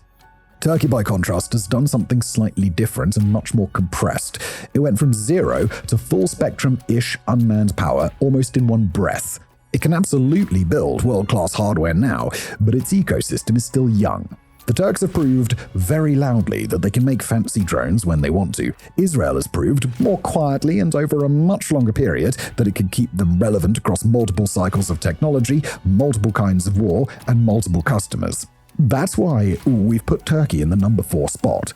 As for Israel, well, it's about time it got a chapter on its own. Israel. The third spot goes to that little nation in the Middle East that oh so often manages to punch above its geopolitical weight class, Israel. It's not something that many people appreciate, but when it comes to drones, Israel really is a world leader, both as a pioneer and continued innovator of the technology, fundamentally, and as a supplier. Indeed, so prolific are Israeli drones and drone-related accoutrements that if you've watched a conflict on the news any time since about the mid-2000s and seen grainy footage of something exploding from above, there is a reasonable chance Israeli tech of one kind or another was involved in that kill chain. It all goes back to the 1970s, when the Israeli Defense Force, the IDF, began fielding things like the Israel Aircraft Industries Scout and Mastiff. They were simple things, small UAVs with cameras bolted to them basically, but they worked well come the 1982 Lebanon War, being able to provide real-time video as well as integrate tightly with artillery. And that in and of itself wasn't that big of a deal. It was what basically all UAVs did back then. The big deal was that Israel saw the potential and rolled with it, meaning that after a time jump and the investment of many shekels, things like the Harpy, the first widely fielded loitering munition, first flew in 1989, and the Heron, then a cutting-edge male UAV, joined in 1994. Fast forward further still to the present day, and that early tinkering has matured into a genuinely obscene amount of unmanned aviation compressed into a very small country. At the heavy end sits the aforementioned Heron family, which is still going strong to this day. The progenitor of the brood, the Heron Mark I, is the classic male silhouette. Long, high aspect ratio wings, pusher props at the back, sensor ball under the nose, and a fuselage full of fuel and avionics. It can stay up for over 40 hours if handled gently, cruising happily around the 7,500 to 9,000 meter band and haul a couple of hundred kilos of payload. Cameras, synthetic aperture radar, signals intelligence gear, you name it. And for years, if you were a mid-sized country that wanted Predator-class eyes in the sky and couldn't get one from Washington for whatever reason, the Heron was your answer. India, Australia, France via the Harfang variant, Germany, Brazil, Turkey back before it started doing its own thing, Vietnam, Morocco, all of them are or were operators of the Mark I. And that's not even a comprehensive list. Naturally, the Mark I didn't stay king of the hill forever, and soon enough, newer and fancier variants appeared. One of them is the Heron TP, sometimes known as the Iton. Bigger fuselage, 26-meter wingspan, turboprop engine, kicking out in the region of 1,200 horsepower, max takeoff weight north of 5 tons, ceiling above 14,000 meters, and a multi-100-kilo payload. On paper, it's just an ISR platform. In practice, it's a high-altitude, long legs, multi-sensor bus that can absolutely be armed if you feel like it. In Israeli service, it has reportedly done everything from strategic reconnaissance to delivering precise explosions to targets where sending a manned fighter would either be diplomatically awkward, technically risky, or both. And then there's the Heron Mark II, the latest and greatest variant, and even better still engine, a revised airframe, more efficient wings, payload bumped up to around 70 kilos, endurance out toward the 45-hour mark, and higher cruise speeds and ceilings than the old Mark I. India again has been quick to jump on this one, leasing and then buying upgraded Mark IIs for high-altitude surveillance along the Himalayan frontier with China, where being able to take off from an airfield at 3,000 meters and then still climb above the peaks is not a trivial requirement. Running alongside the Heron clan is the other main pillar of Israeli air power in the unmanned space, the Hermes family. Think of this as a sort of nested doll set of drones. Small, medium, large, very large, all built around the same basic idea. Stay up for ages, stare at things really intently, and make life easier for whatever conscript is currently straddling a whopping great artillery piece back down on the ground. Then at the very light end, you've got the Hermes 90, a little tactical UAV meant for brigade and below work. It's truck-launched, catapulted into the air with a rail or from a runway. It stays aloft for the thick end of 8 or 10 hours, depending on the payload, and hauls a small sensor turret and a comms relay kit. It's the sort of thing you park above a border fence or convoy route so that your battalion isn't working blind. You're not going to be striking strategic targets with it, but you are going to catch people doing things that you don't want them to be doing in the next valley over. From there, step up a notch and you hit the Hermes 180. That'd be the medium one. It was built as a slightly beefier tactical asset, more endurance than the 90, more payload, but still small enough to be operated by relatively modest units. In practice, it quietly did its job for a handful of customers and then got immediately overshadowed by its two bigger siblings, the Hermes 450 and the Hermes 900, which would be the large one and the very large one, both of which are also UCAV types. The 450 comes in at about 6 meters long, with a 10 and a bit meter wingspan, a pod under the nose, and a small piston engine chugging away at the back. It'll stay up for 20-odd hours on a good day, drag a decent-sized sensible, maybe a laser designator, maybe a lightweight signals intelligence package, and it has been a dependable piece of kit for the IDF since it was introduced back in 1998. Then we get to the 900, the Hermes Pro Max, the blue label, or any other adage for best that you might fancy. Here, length goes up to around 8 meters, the wingspan stretches out to 15, the max takeoff weight jumps into the ton-plus bracket, endurance creeps past 30 hours, and the payload climbs into the 300 kilo class. It also gets the full modular treatment. One day it could be carrying a big electro-optical and infrared turret and a synthetic aperture radar for ground-moving target indication. The next, it's got a maritime search radar under one ring, a communications intelligence pod under the other, and some kind of relay package to act as an airborne mobile phone mast for ground troops. The Israeli Air Force was keen enough on getting it that they dragged it into Operation Protective Edge in 2014 before it had even officially hit full service, which isn't the sort of baptism that you give a system you don't trust. And since then, export customers have been quietly lining up. Chile picked it over the Heron. Colombia and Brazil use them for a mix of counterinsurgency and border security. Mexico's federal forces have Hermes 900s prowling over cartel country. The European Maritime Safety Agency has them poking around offshore oil and gas fields and shipping lanes under contract. India is buying a variant through a joint venture with Adani, painting it in local colors and calling it Drishti 10. So far, so sort of normal then. Big range of drones, most of which appear to be quite capable little machines. Where it gets less normal though, and where Israel really starts to bend the curve, is with its loitering munitions, because they have produced way more than just the Harpy that we mentioned earlier, which incidentally is out of production now. But don't ask us exactly when they pulled it, as that's an annoyingly difficult thing to find a date for. Taking its place is the Harab, sometimes dubbed Harpy 2, but it is, in practice, a rather different beast. Where the original Harpy was a sort of dumb but enthusiastic anti-radar bat, you lofted it into a patrol box, it sniffed for emissions and then followed the source till it hit something solid and went bang. Harab is a proper, man-in-the-loop, loitering UCAV. It is bigger and heavier, with a 16-ish kilo warhead tucked in the nose and a combined electro-optical and infrared seeker that can be flown like a small UAV.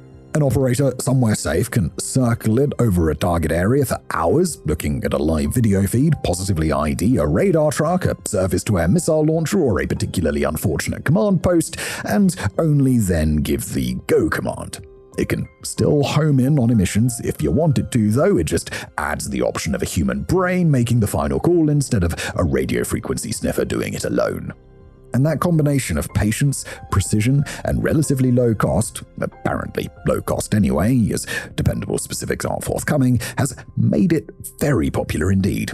India bought Harabs in bulk for the charmingly straightforward purpose of deleting Pakistani and Chinese air defenses in the opening phase of any serious scrap. South Korea, Kazakhstan, and Uzbekistan have also turned up on the customer list over the years.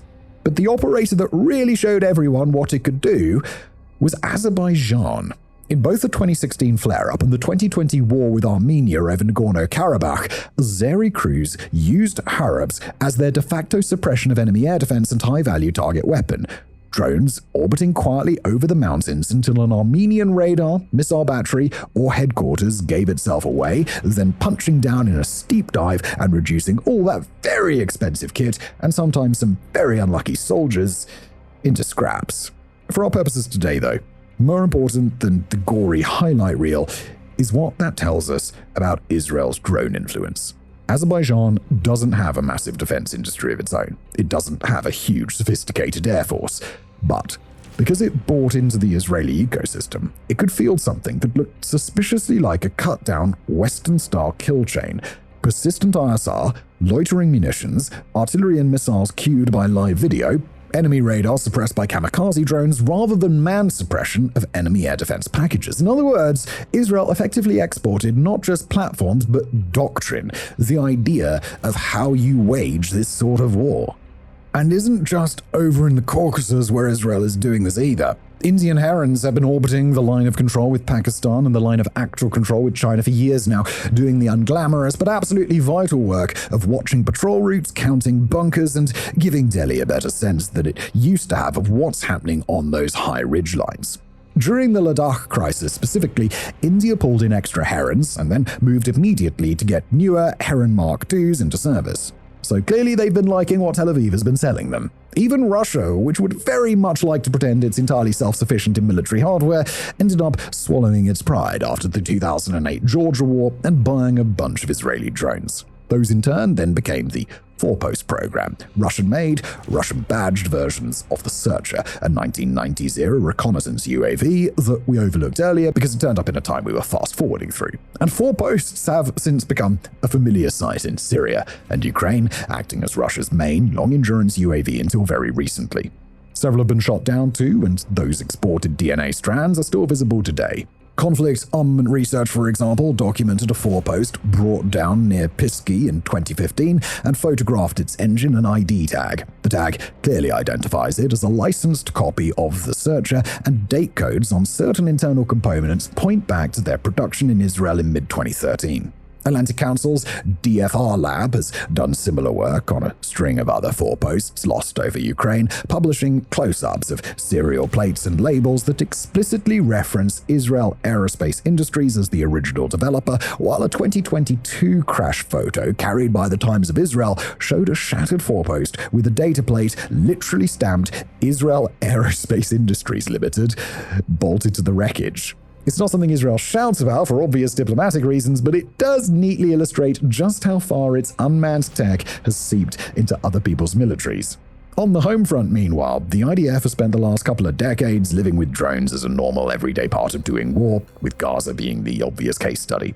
In operations like Cast Lead of 2008 to 2009 and Protective Edge in 2014, Israeli drones were everywhere. A dozen or so in the air at any given time over a very small patch of land, feeding video to brigade HQs, artillery batteries, air controllers, and sometimes individual platoons. Herons and Hermes provide the high, wide shots. Smaller Skylar-class mini-UAVs, a 2008 introduced model that slipped through the abstraction layer until now, provided close-in views for company and battalion commanders. Drones were not a special asset that had to be begged for. They were as integral and mundane as the boots soldiers wore on their feet. They've also been, if you'll pardon the bluntness, a major killing tool. During Cast Lead, for example, Human Rights Watch went through a sample of strikes, and in a 39-page report titled Precisely Wrong, Gaza Civilians Killed by Israeli Drone-Launched Missiles, documented 6 specific drone attacks that killed 29 civilians, including 8 children, and pointed out that other NGOs had already logged dozens more drone strikes, killing scores of civilians before that sample. Similarly, for Protective Edge, the Israeli Information Center for Human Rights in the occupied territories tally is that Israel killed 2,202 Palestinians over the summer of 2014, of whom around 1,391, roughly 63%, were civilians, including more than 500 minors. Many of those deaths were from standoff air and artillery strikes where drones were doing the spotting, and in some cases the shooting. Israel, for years, refused to officially admit it was using armed UAVs at all, even as everyone paying attention could see the blast signatures, the overhead angles, and the uncanny regularity with which unidentified aircraft turned out to be something with a sensor ball and a fuselage far too slender to have a pilot in there. Attempts by Israeli and foreign journalists to write about the drones were routinely spiked by the military censor too.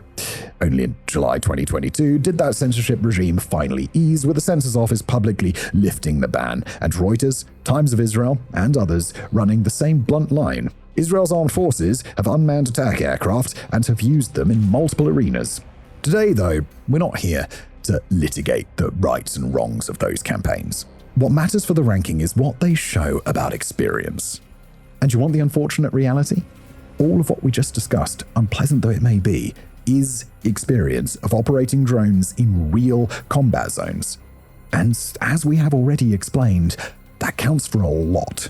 Israel has spent 20-odd years running a high-tempo, unmanned air campaign over complex urban territory, integrating drones with artillery, armor, special forces, fighter jets, and intelligence units. It has had to build the training pipelines, the maintenance, the bandwidth, the legal frameworks, the decision-making chains for man-in-the-loop strikes. So yeah, between that and the vast amount of really quite good drones that they have produced, we think you'll agree that they've earned themselves the number 3 spot here. So that's the main contenders out of the way. Those countries that are serious drone players, from the sudden arrivals like Ukraine and Turkey to the old hands like Israel. But the next step up the ladder is going to take us to a whole other plane of know-how. Because right now, it's time that we talk about the 2 superpowers. Starting with China. In second place, and it really is a close second, is China. It's a spot they've secured through a particular mix of quality and quantity. They don't generally produce the best drones in terms of individual quality, with a couple of exceptions, but what they produce is still generally very, very good indeed. And as a bonus, they can also pump them out of factories with the fervor that only a nation whose enemies willingly handed over their own industrial bases to save a few quid ever could.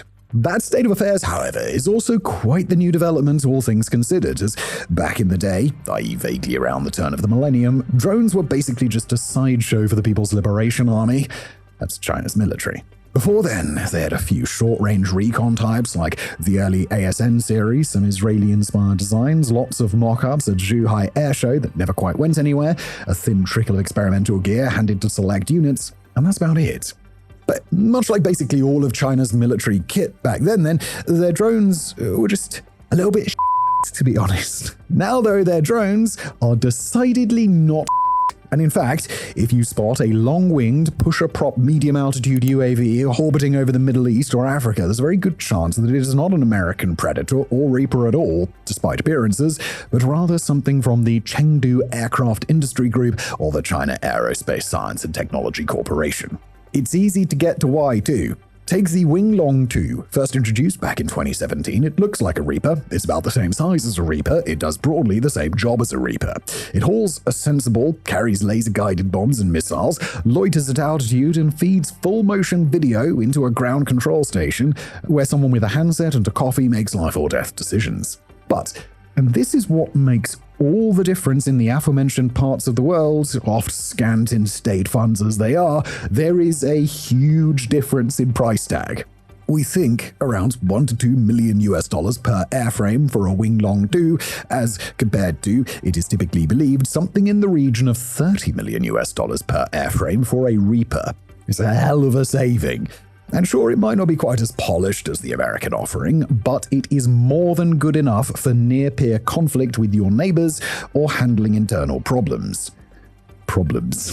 And then there's the Kai-Hong family, key ones being the CH-3, CH-4, and CH-5, which sit in the same general design space. The CH-4 in particular became infamous as Iraq's go-to drone against ISIS, against whom it flew over 260 missions. And if you want specifics for the number that China has exported, the Stockholm International Peace Research Institute believes that China has shipped nearly 300 armed drones to 17 countries over the last decade. Naturally, though, they saved the best for themselves, things like the TB001 twin-tailed Scorpion, a twin-boom, twin-engine design that's flown long-range circuits around Taiwan, down through the Bashi Channel, and back up the other side, carrying what looked very much like air-to-surface munitions.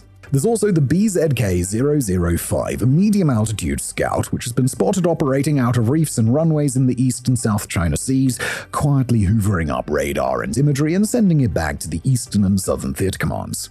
For really important reconnaissance tasks, however, China has the WZ-7 Soaring Dragon, which honestly, pretty badass name, China. Very much their answer to the Global Hawk, it has a simple job. Watch the Pacific and Indian Oceans from stratospheric altitudes, tracking ships, mapping aerial activity, and feeding targeting data into China's long-range anti-ship missile complex. If you want to turn an ocean into a shooting gallery, a capability that China is naturally very enthusiastic about for obvious Taiwanese reasons, you start by putting big eyes high above it, and the WZ-7s are those eyes. The WZ-7 has a younger brother too, the WZ-8, albeit very much a stepbrother, because as you can deduce from a glance, it appears as though there is little DNA shared between these two platforms.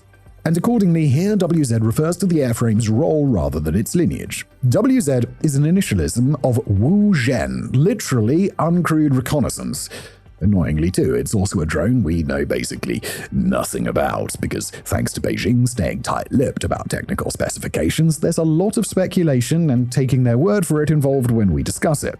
From the scraps of information we do have to work with, though, we can at least sketch out a rough, likely performance profile. It is airdropped from a H-6N bomber at high altitude, at which point its twin liquid-fueled rockets kick in and punt it up into the stratosphere. We're talking 30 to 40 kilometers up here, at speeds widely estimated to be in the Mach 3 plus range, before the motors burn out and it continues as a very, very fast, very high glider all the way home. Chinese sources claim a combat radius in the 1,000 to 2,000 kilometer band. Western analysts tend to push the round-trip range figure out to 2,000 to 3,000 kilometers when you factor in the H-6's contribution, and everyone agrees it's carrying some combination of high-end cameras and electronic intelligence gear. I mean, obviously, otherwise what would be the point of sending it up so high? Are these numbers firm? No, they're absolutely not, but the broad picture is chillingly clear. In any shooting war out east, the WZ-8 gives Beijing a way to take an extremely close-up, extremely quick look at American and Allied bases and carrier groups, even if its satellites are being jammed, dazzled, or shot at, and that alone makes it a hell of a recon dart. But wait, there's more, because China also has stealth drones, combat-capable stealth drones at that too, which are actually probably in service, chief among which is the GJ-11. It has an internal weapons bay, low observable shaping, and the sort of grey anonymous look that says, I'm designed to ruin someone's day from a long way away without being seen. It was first unveiled to the world back in 2009. While still in its very early development phases, it began ground testing in 2012, took its maiden flight the following year, and by 2019 it was being shown off in Tiananmen Square on the back of a truck. Come 2025, examples were filmed in the air with folding wing hinges wearing numbers that suggest they're not just one-offs. And given that the People's Liberation Army Navy has just completed the Sichuan, the world's first specifically built from the keel up drone carrier, and literally included a stealthy-looking UCAV thing on the crest of the Fujian, their third carrier, you don't exactly need a PhD in sinology to guess how they're likely going to use the GJ-11. And just to make life more entertaining for anyone flying against them, China is also building stealthy-ish jet drones that are meant to fly alongside manned fighters like the J-20 and give them a bit of a boost in combat. Their version of the American collaborative combat aircraft concept, basically. The Feihong 97 family is the most visible here. A single-engined, V-tailed machine that looks suspiciously like a Chinese homage to the collaborative combat aircraft. State media has shown models and mock-ups, parade rehearsals have shown something that looks awfully like a full-size prototype poking along behind trucks, and meanwhile, industry demos feature manned aircraft with drone symbols on their HUDs, handing off targets and tasking things. In fact, China is so big on the drone assistant idea more broadly that they've even codified some buzzwords. There is Renji Shitong Zhujian, literally human-machine coordinated operation, which refers to the big doctrinal umbrella that is manned and unmanned fighting platforms fighting together as a team. Wurun Ban Suji and Zhongcheng Liaoji, translating as unmanned escort aircraft and loyal wingman respectively, crop up specifically around things like Feihong 97, the idea being that the J-20 is the lead and the drones are its unmanned escorts come wingmen. Wurenji Chang, meaning unmanned swarm, gets used when they talk about small drones organic to battalions and companies working together as a mini-swarm or about a larger mixed swarms controlled by a manned node. And hold that last thought about the Wurenji Chong too, because from that we can segue nicely from the big shiny stuff to the smaller stuff, an area that China does very, very well in. Specifically, let's begin by pivoting to loitering munitions. At the light end, systems like CH-901 act as the Chinese equivalent of the Switchblade, a man-portable, tube-launched kamikaze drone that can either scout quietly or, at crucial moments, arc down onto a target and detonate. Slightly further up the food chain, you have rocket-assisted designs such as the WS-43 and the various Fei Long Flying Dragon models that can be fired in volleys like rockets, deploy wings, and then loiter for tens of minutes, each one effectively a roaming guided bomb looking for a home. Then there's the CM501 family that straddles the line between cruise missile and loitering munition. Pop it vertically out of a canister, deploy its wings, have it fly a route, send back imagery, then command it into action when you're satisfied that something can be killed in a manner that offers value for money to the Chinese taxpayer. All of this, so far, however, has been about the sky, but as you would likely suspect from the nation we gave the second spot to, Beijing has the sea and land covered too. On land, China has been quietly seeding its forces with unmanned ground vehicles, not yet as main combat systems, but as logistics support and test platforms. In Tibet and Xinjiang, for example, where altitude and terrain can make even a light day-sack dab a cardiovascular event, the PLA has deployed Sharp-Claw UGVs and Mule 200 robotic carriers to run patrols, haul ammunition, evacuate casualties, and act as mobile weapons platforms. More specifically, Sharp-Claw 1 is essentially a small, tracked, gun-toting robot that you could throw into a cave or send ahead into a village. Sharp-Claw 2 is bigger, able to carry the smaller claw on its back, and designed to follow troops as an escort. Mule 200, meanwhile, is a squat, tracked sled with a flatbed, built to carry 200 kilos of kit up and down mountain paths while its human comrades keep their lungs for fighting. Exact numbers and spread of use here ultimately remain unclear, but from what we can scrape together, it seems fair to say that these things are in proper service to a certain degree. At the more experimental end, however, you also then have the unmanned tanks and fire support UGVs, things like old Type 59 tanks converted into remote-controlled gun platforms, and the Everest and Blowfish series considered being couriered around arms shows and occasionally seen in exercises. Some of these will never go beyond technology demonstrator status, but the important part isn't the brochure, it's the direction. Chinese combined arms battalions are being restructured to include UGV and UAV elements as standard. Commanders are being taught to think about robot assets as an extension of their everyday firepower and their reconnaissance, not as one-off attachments they're lucky to have. When the time comes to field more serious unmanned ground combat systems, and it will, the organizational plumbing will already exist. At sea, though, things get more radical still. China's first generation of USVs are relatively modest, Jari-class boats about the size of a patrol craft with small missiles, a limited sensor fit, and a sales pitch that essentially boils down to it's like a littoral corvette, but you don't have to pay pensions. The second generation, however, jumps straight into serious territory. The Tiger Whale unmanned combat vessel, for example, is roughly 58 meters long and 23 meters across the beam, with a trimaran hull that gives it speed and stability. It displaces in the region of 500 tons. It's not a toy, that's a warship that, if fully outfitted, could carry anti-ship cruise missiles, surface-to-air missiles, a sonar suite, torpedoes, and UAVs, all without a single sailor on board. Like we say, serious stuff. The Blue Whale USV, meanwhile, not to be mistaken with the Israeli Blue Whale UUV, is a smaller craft that can operate as a fast surface vessel when needed, then duck underwater to avoid detection or ride out bad weather, and then resurface and resume its mission. Not a true UUV, hence its designation, but more of a boat capable of holding its breath. In civil guise, it's sold as an inspection and survey platform. In military guise, it's an unmanned scout or decoy that can go dark in a way that no normal boat can. And that's not to say that China doesn't have true UUVs, because, yeah, they absolutely do, like the HSU-001. It's relatively modest, ideal for harbor security, short-range reconnaissance, mine countermeasures, things like that. There's also the HSU-100, which is anything but modest. At around 20 meters long with a pump jet and streamlined hull, it has clearly been designed to range much further out. Its displacement, somewhere around 80 tons by most estimates, also makes it more a true mini-sub as well. Chinese reporting describes it as integrating reconnaissance and strike. In plain English, it has the size and power to carry real weapons and the sensors to find things to fire them at.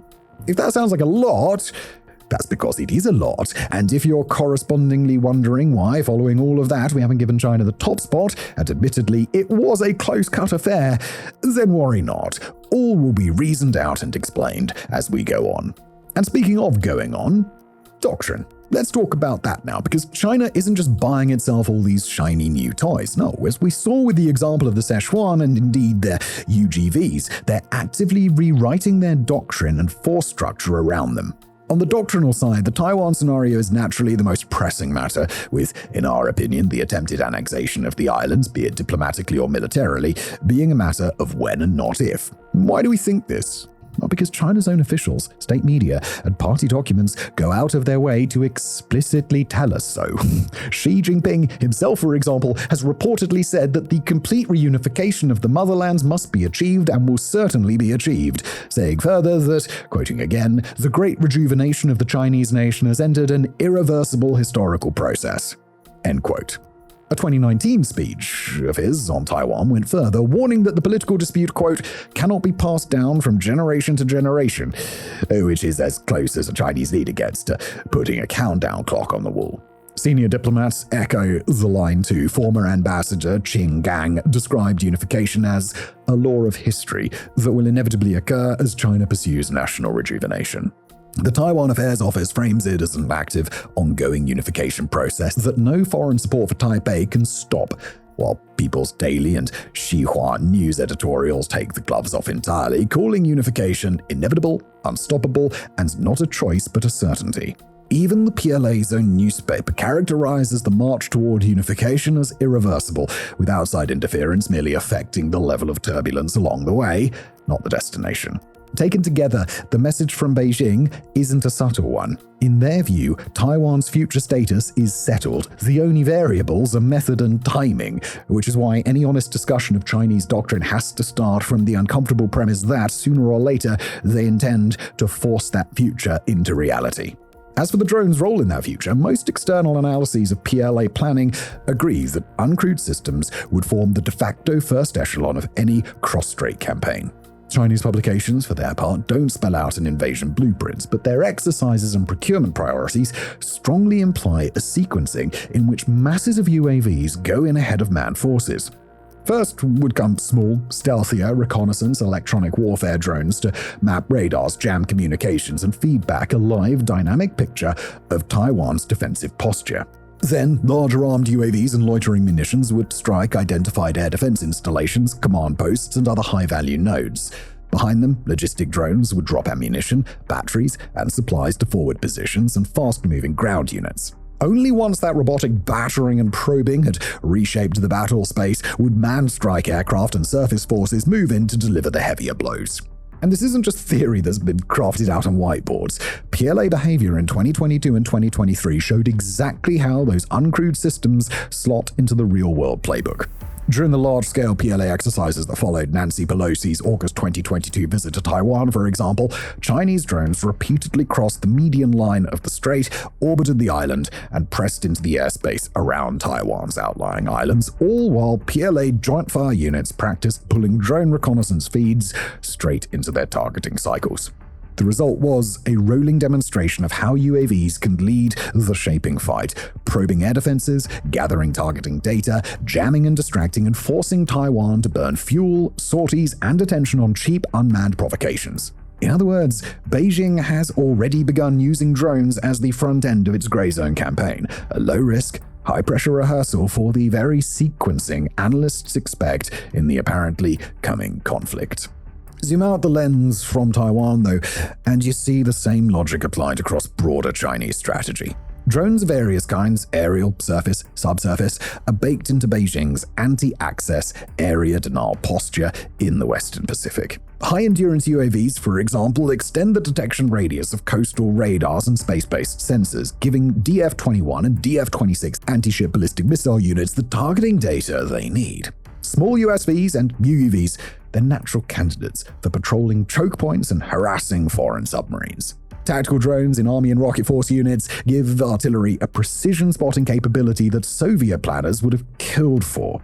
The end goal, as laid out in the 2015 white paper, China's military strategy issued by the State Council Information Office, is clear. Quote, to enhance system of systems operational capability based on information systems. accelerate the transformation of the mode of generating combat power, and use information systems to fuse various combat forces, combat units, and combat elements into an integrated operational capability. Gradually build an integrated joint operations system in which operational elements are seamlessly linked and operational platforms can coordinate autonomously. Focus on resolving the prominent contradictions and problems that constrain system of systems operational capability. Promote the deep development and efficient utilization of information resources. Strengthen the construction of reconnaissance, early warning systems, and command and control systems. Develop medium and long-range precision strike forces and improve the comprehensive support system. In accordance with the requirements of authority, efficiency, agility, and lean staffing, establish and improve the Central Military Commission's Joint Operations Command Organizations and the Theater-Level Joint Operations Command Structure. End of a very long quote. Now, of course, none of this would be feasible without the industrial muscle behind it, and China is certainly not lacking in that regard. The West likes to console itself by saying Chinese kit is often derivative, sometimes shoddy, and occasionally more impressive on PowerPoint than in reality. Isn't everything? All of that can be, and indeed sometimes is true. We're looking at you, Shenyang J15, but such notions miss the main point. By whatever means it may or may not have done it, China has turned unmanned systems into a mass industrial product. Aviation Industry Corporation of China handles the big airframes. China Aerospace Science and Technology Corporation builds both elegant stealth drones and brute force rocket-assisted loitering weapons. China Aerospace Science and Industry Corporation throws in its own tactical systems. China North Industries Corporation bolts quadcopters onto armored vehicles and builds UGVs. China Electronics Technology Group Corporation wires it all together with data links, radars, and electronic warfare suites. DJI and countless other commercial firms provide cheap airframes, flight control software, batteries, and AI expertise that can be upcycled into military gear. The production lines are what really sting, though. Chinese state media has shown Wingloon assembly halls that look more like automotive plants than aerospace shops. Multiple airframes on the line at once, standardized tooling, workers drilling and riveting in a rhythm that would make Henry Ford green. Or should there be any color as long as it's black? Nice joke. With envy.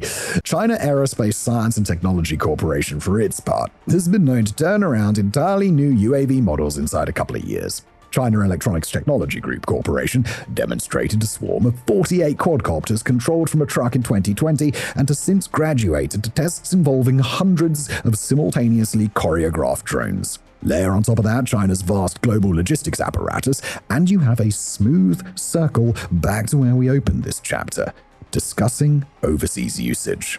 China's drones are typically bought by countries that Washington didn't want to arm or couldn't afford Washington's prices. They've arrived with friendlier financing, tech transfer packages, training teams, and no awkward congressional hearings about human rights. When Nigerian officers want to hit a Boko Haram convoy without risking a pilot, when the UAE wants to support a proxy in Libya, or when Myanmar's junta wants to bomb an ethnic insurgent camp, the systems they reach for are overwhelmingly of Chinese origin. And that brings us to the burning question: why the bloody hell have we only given them the second spot, given all of that? Because for all the industrial thunder, China is still missing one thing you can't buy, steal, or spin up with a new factory line: a long, ugly 20-year track record of actually fighting with drones in real wars and then building doctrine around what worked and what didn't. Beijing has rehearsals, has exercises, glossy footage, and a frightening amount of kit, but it hasn't yet had to run a sustained high-tempo unmanned campaign under genuine combat pressure with all the friction, screw-ups, adaptation, and institutional learning that entails. All of which brings us to our final country, the absolute master of drone warfare, the very pinnacle at the top of our list, the mighty nation of Guyana. No, it's obviously America. Obviously.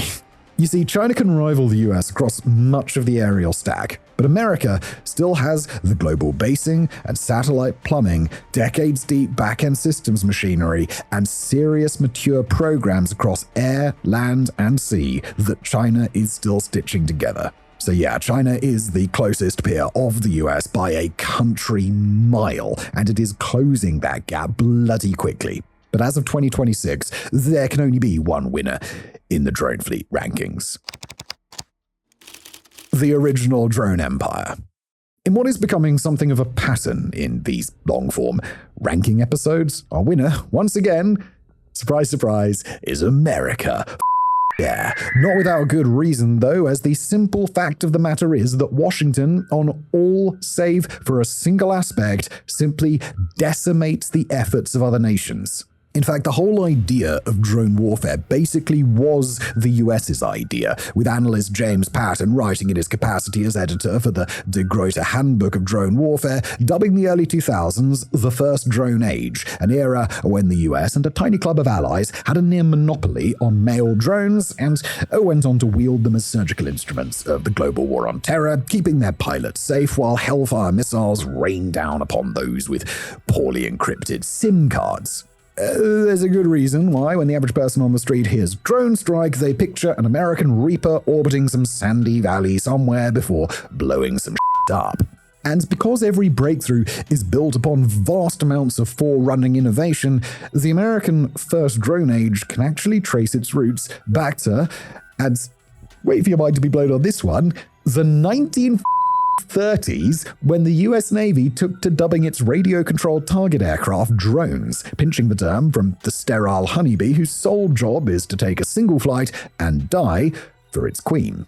Ultimately, who actually coined it first has been lost to time, but historian Catherine Chandler notes that officers like Lieutenant Commander Delmar Farney leaned into the metaphor. To him, expendable, single-purpose flying things were drones.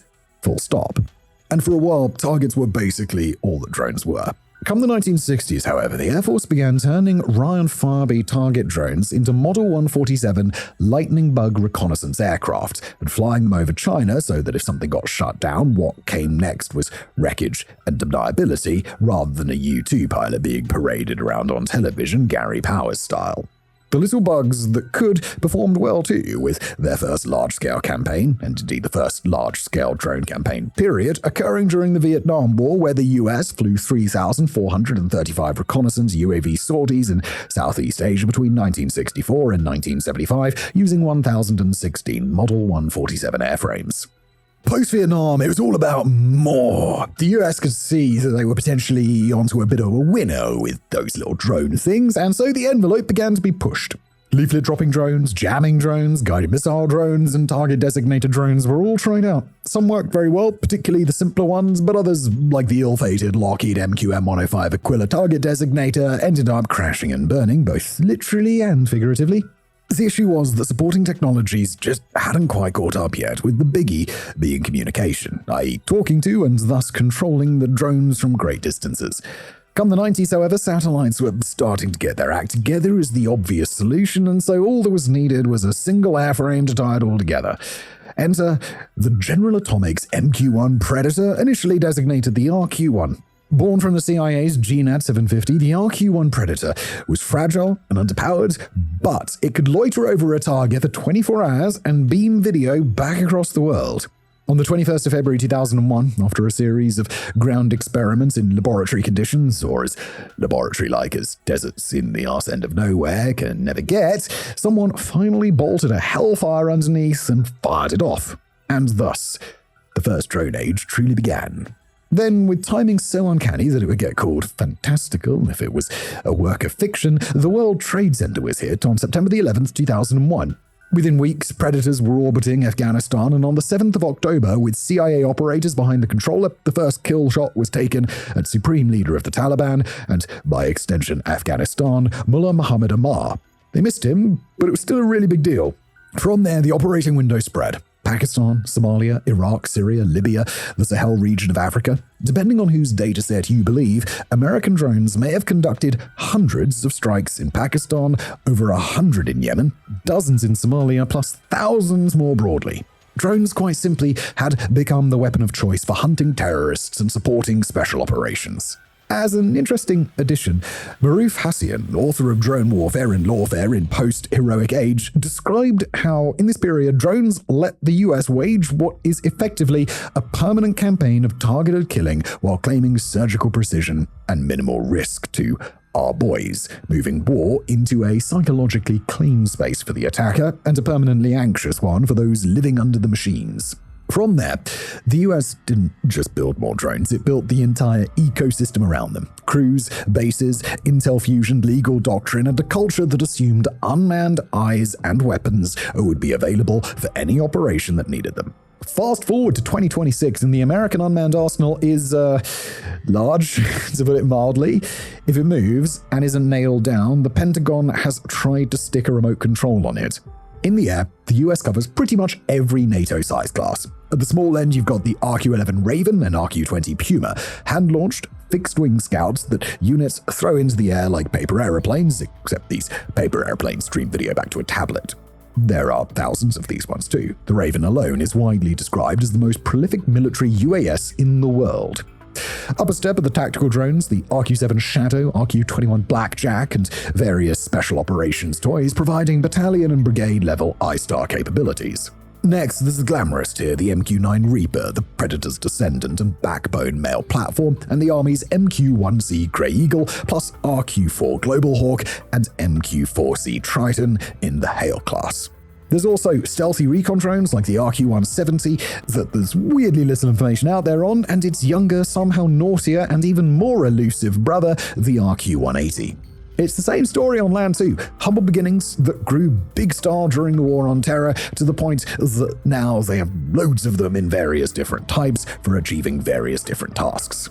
The backbone is the Explosive Ordnance Disposal and Reconnaissance Fleet, PackBot, Talon, First Look, Dragon Runner, Centaur, Cobra, thousands of tracked little gremlins that have padded out US base infantry since the days when they were trying to put Bin Laden in a bin bag. At sea, the US is quietly assembling a USV flotilla too, although this is very much still a work in progress. Sea Hunter, a 40-odd meter autonomous trimaran, has sailed between San Diego and Hawaii without a crew. The Ghost Fleet Overlord program has produced big unmanned surface vessels, Ranger, Nomad, Vanguard, as testbeds for missile barges and unmanned scouts. Underwater, Orca, extra-large UUVs, and smaller equivalents are being built to do long-range reconnaissance and mine warfare without risking crewed submarines. On the carrier deck, the MQ-25 Stingray tanker drone is inching toward full service, bringing unmanned aviation into the heart of naval air operations. And then there's the fuzzy border between drones and missiles. Loitering munitions, one-way drones that can loiter over an area, search for a target, and then dive in to detonate. American examples like Switchblade 300 and 600 were rushed to Ukraine and other battlefields. Originally a niche tool, they have now been pulled into the mainstream. Technologically, the US also generally sits at the top end of things. Reapers carry sophisticated sensor balls like the Multispectral Targeting System B, an advanced sensor turret that lets drones see, track, and laser designate targets day or night.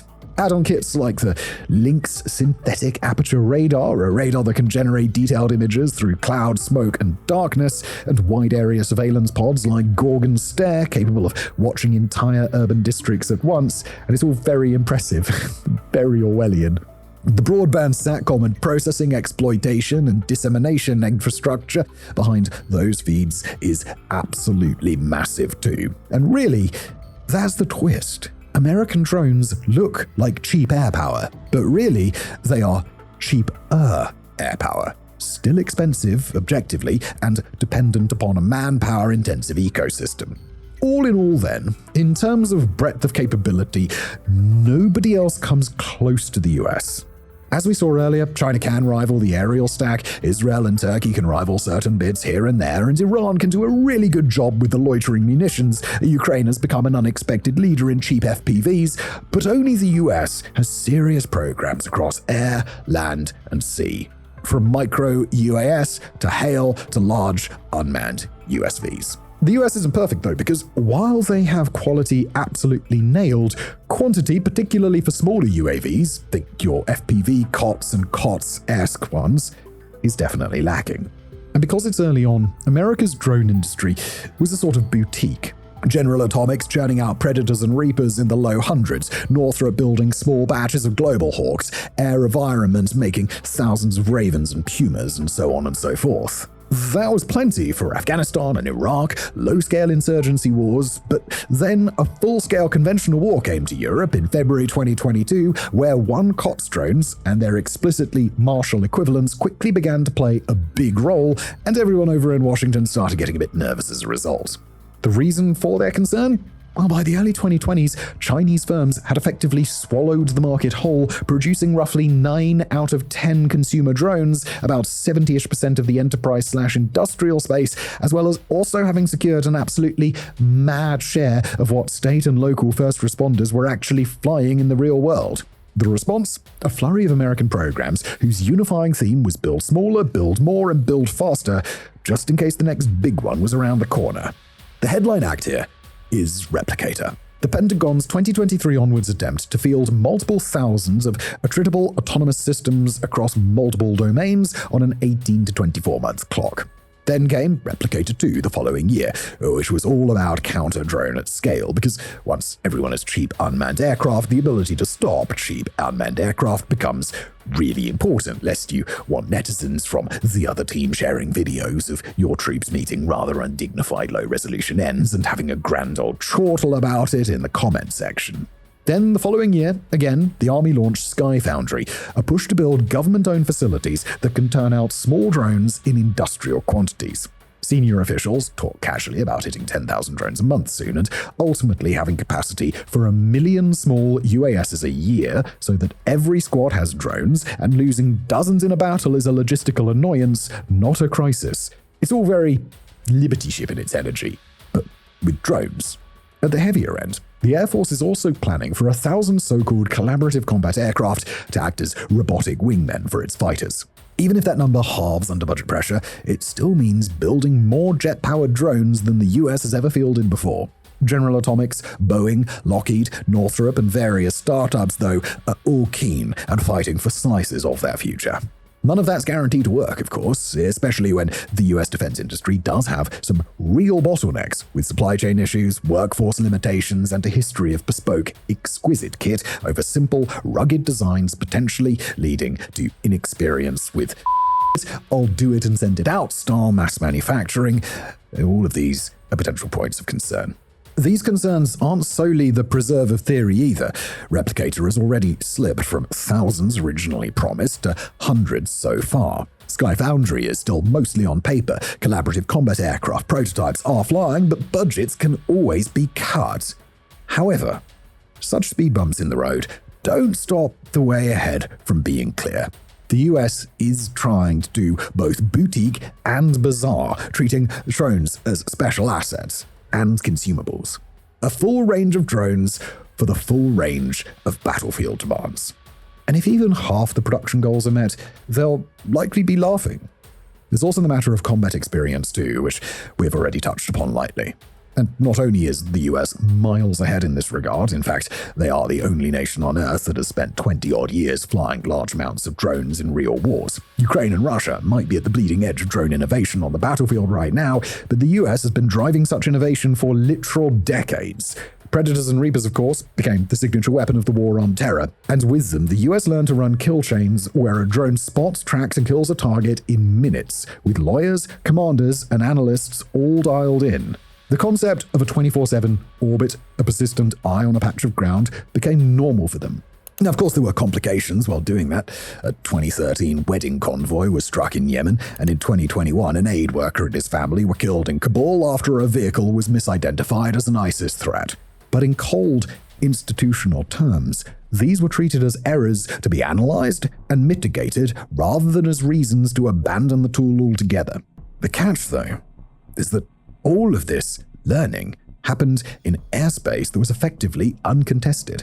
The Taliban weren't exactly running layered radar coverage or integrated air defense networks, were they? And when you move from that environment to a peer-level fight where drones are jammed, tracked, harassed, and shot down, there may be some issues. Iran's shoot-down of a global hawk over the Gulf in 2019, for example, proved quite the nasty shock. A $100 million+ drone knocked out by an Iranian missile, nearly triggering a regional war. And similarly in the Black Sea, Russian Su-27s playing Top Gun with a lone MQ-9 showed how easy it is to harass and, if desired, destroy a Reaper with fighters. Houthi forces in Yemen have also shot down an uncomfortable number of MQ-9s over the Red Sea, with cheap surface-to-air missiles too. The lesson therefrom is obvious. Don't take past successes for granted. Learn or die. Doctrine though is catching up. The US is still using Reapers and Global Hawks, but not over S-400 belts or Chinese A-2 bubbles. Instead, they're doing standoff ISR from safe airspace, leaning harder on stealthier reconnaissance platforms like the mysterious RQ-170 for the nastier jobs, building those collaborative combat aircraft, and so on and so forth. At the tactical level 2, American units are also learning both how to fight with drones and against them. The experience of Ukraine, where 70 to 90% of artillery fire is reportedly drone-spotted, and where FPVs stalk everything from tanks to trench latrines, has been absorbed with some alarm. The overall picture then is this. The US has more practical experience integrating drones into day-to-day operations than anyone else. It knows in detail how to task them, protect them, and exploit their data. It also knows they are not magical wonder weapons. Are they perfect? No. Do they currently have a bit of a blind spot? Yeah. But are those issues enough to unseat them from the top spot? Not in our opinion, no. Not when you take everything else they're absolutely bloody nailing into account. So that's it. The rankings are over. The gold medal has been handed out to the nation that always seems to win gold when we do these videos. For those of you who just wanted to see who came out number 1, this is the perfect place to switch off. But this is not the end of the video, because we have a little extra for those who can't get enough of these long-form countdowns. A bonus country that we couldn't fit in anywhere else. A country you might be surprised to see featuring on this list at all. A Kimpossible Mystery. Finally then, to bring today's episode to a close, North Korea. And if you heard that, that was maybe the sound of every single WarFronts viewer simultaneously going, what the f***? But we know what you're thinking, something along the lines of, but Simon, aren't we doing this in ascending order? How on earth would North Korea, of all nations, ever outdo America? Simon, have you had a stroke? And sure enough too, yes, such a prospect would in fact be just a bit out there. And indeed, Pyongyang does not do drones better than the States. So what gives? Well, basically the issue is that we just flatly don't know enough about what Pyongyang's got going on to place them properly in the rankings at all. The whole matter is a bit of an unknown, a Kimpossible mystery, if you will. Thus, here they find themselves in their own isolated little bonus enclave, completely separate from our main deliberations. We do know they have drones to some degree, make no mistake, because in the peculiar but undeniable trend of Kim Jong-un releasing pictures of himself that go hard as here he is, stood next to one. But that's about all we know. At least if we want to apply an academic standard to our information anyway, which of course we do. Sure, there's no shortage of trust me bro pundits who are happy to tell you that what they reckon is this, but like we say, if we're being academic about it and indeed honest about it, when it comes to North Korea's drones, the simple fact of the matter is that we know about as much about them as we do about the rest of their military, i.e. just tiny snippets of information here and there that we can combine to create a general but ultimately incomplete picture. So, with our framing for the chapter laid out, what do we know if we piece said little snippets together? Well, first off, we know that North Korea's drone fleet is real, growing, and very deliberately pointed south, but it's also small, in no small part improvised, and that's kind of it. The story starts as many North Korea procurement stories do, with imports and knockoffs, because back in the late 80s and 90s, Pyongyang quietly bought Chinese D4 reconnaissance drones, little piston engine target-looking things, and by all available accounts, used them as templates for its own Pangyong-1 and Pangyong-2 short-range recon platforms. It also managed to hoover up a handful of Soviet-designed machines indirectly via Syria and Russia, DR-3 high-speed recon drones from the Syrians, Pachela 1T tactical UAVs straight from Moscow. Throw all of that into a North Korean factory, shake vigorously until fully mixed, and by the 2000s you've got a little family of domestic copies bumbling up and down the DMZ and the West Coast Islands doing basic battlefield surveillance. We know this not because KCNA told us, they ain't exactly what you'd call an impartial news outlet, but because bits of them keep falling onto the wrong side of the border.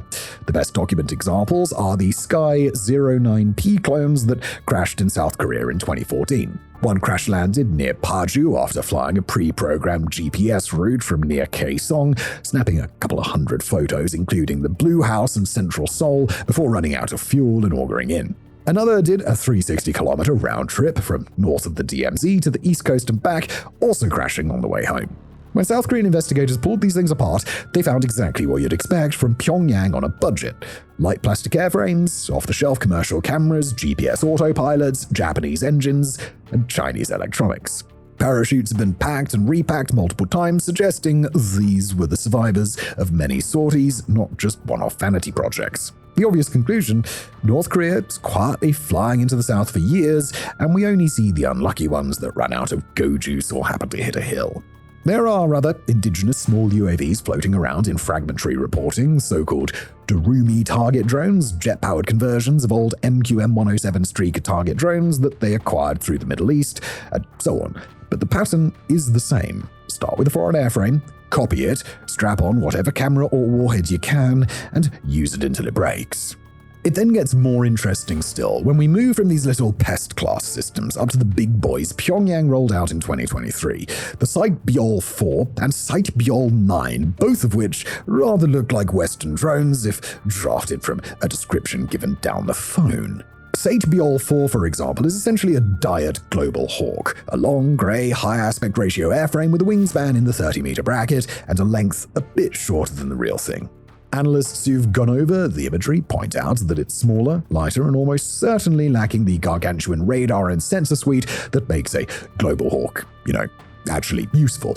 Some prototypes also have a little SATCOM dome on the back, suggesting the North is trying to give it beyond line of sight control, but everything points to a platform that looks like a strategic recon drone while performing more like an overgrown light aircraft with a camera. Site Byol 9 does the exact same cosplay, but at the male level. It's a mid-size, pusher-prop drone with a V-tail about 9 meters long with a 20-meter wingspan. It's also clearly styled on the MQ-9 Reaper. Parade shots show underwing hardpoints and what looks like a little EO-IR turret under the nose. In theory, it's North Korea's first true UCAV. In reality, we have no confirmed footage of it actually doing any of the blowy-uppy type of things that such an acronym implies at all. But they do exist for realsies. There are the state-released pictures we've been flashing up on screen for starters, and there's also satellite imagery of them on runways and generally being out and about around airfields. We don't know how many, how reliable, or how effective they are, though. They are almost certainly much less capable than the American systems they're based on, however, simply because even for a nation such as North Korea, for which we'd be the first to give them credit for punching above their weight in military affairs, let's just be sensible. They aren't matching the creme de la creme of the US's multi-trillion-dollar aerospace sector, are they? For a country whose air force is mostly flying museum pieces, though, it is still quite a big deal, and certainly not something to be dismissed automatically as because it's North Korea. More recently, too, Kim Jong-un has also been boarding the loitering munition hype train. North Korean media has started talking about the Kumsong series of suicide drones. Two clear types have been shown off. One is a flying wing, a manta-shaped delta wing, and the other is a smaller cross-wing design, very reminiscent of Russia's Lancet, which is man-portable and used for frontline strikes. Footage from North Korean tests in 2024 and 2025 shows one of these zipping into a mock Striker armored vehicle and detonating with unnerving precision. Officials have been keen to hint that these drones use AI to recognize specific targets. How true that is and how much it is just a buzzword is anybody's guess. What matters is that Kim has reportedly ordered them into mass production, clearly impressed by how similar systems have shredded armor in Ukraine. So, in a rough outline, that's the kit. A few hundred small recon platforms from jet-powered oddities and at least 2 larger strategic UAVs based on American shapes, and a growing stable of loitering munitions pinched from foreign inspiration. Underneath it all, too, is a production base that's part indigenous, part international crime. Defector reports and UN investigations show that North Korean drones are a mosaic of foreign parts: Japanese piston engines, Chinese navigation chips, and airframe materials, Czech and other European electronics. Nice to see the country I live in getting a shout-out, and the odd American components sneaked in via front companies. Factories like the so-called 6th of January factory near Pangyong assemble these Franken drones, and satellite imagery shows new 40-meter hangars and test facilities going up there capable of housing the Site Byol series. In fact, Pangyong has been described by analysts as the motherland for large UAVs, the place where Kim goes to watch his big drones fly and tells everyone that they're world-class. What about operations, then? And here too, we have just enough information to be sure they do get used, but not nearly enough to know the full scale. As we've already mentioned, since the early 2000s, small North Korean drones have been spotted, or more often recovered, in the south, and it carried on in much the same way in the following years, a not insignificant amount getting across and not doing too much when they did. But then in 2017, one even got so far as the THAAD missile defense site at Seongju snapped photos of the launchers and radar and then crashed on its way back. In December 2022, 5 small drones then crossed the DMZ, one of them flying into the northern outskirts of Seoul. South Korea scrambled F-15s and attack helicopters, fired around 100 rounds at the intruders, and failed to down a single one. One of the scrambled aircraft did crash on takeoff during the scramble, though was not exactly the South's finest hour. In closing then, what do we really know? We know that North Korea has drones of 7 or so types, almost all short-range recon and target models. We know that since then, the North has added larger airframes, Skyatball 4 and 9, and proper loitering munitions, the Kamsong series, and that it is investing serious effort into facilities at places like Pangyong. We know the program has been built on the base of Chinese, Russian, and Syrian technology, with plenty of smuggled commercial parts glued on. We know the drones work well enough to penetrate southern airspace, but not so well that they always get home again. We also know that Kim is obsessed enough with them to pose in front of them whenever a foreign dignitary visits. And because that's the top and bottom of it, what we don't know ultimately dwarfs what we do. For example, we don't know how many Skyatball and Kamsong systems actually exist outside of parade lines or early prototype stages. We don't know how often they fail in testing, how many have crashed on the northern side of the DMZ, or how integrated they are into real war plans. And we don't know whether in a shooting war they'd have any serious capabilities, or be about as capable as something that you bought off Temu. So yeah, North Korea, interesting to discuss, certainly, but there's just no way at all that we could shoehorn that incomplete picture into this episode's format, no matter how much we ever wanted to. And with that, we do reach the ultimate end of today's episode. I hope you found it informative. It took me forever to record. It's a very long one. I hope you liked it. And don't forget to sign up to fronts.co, $5 a month. And I'll see you next time.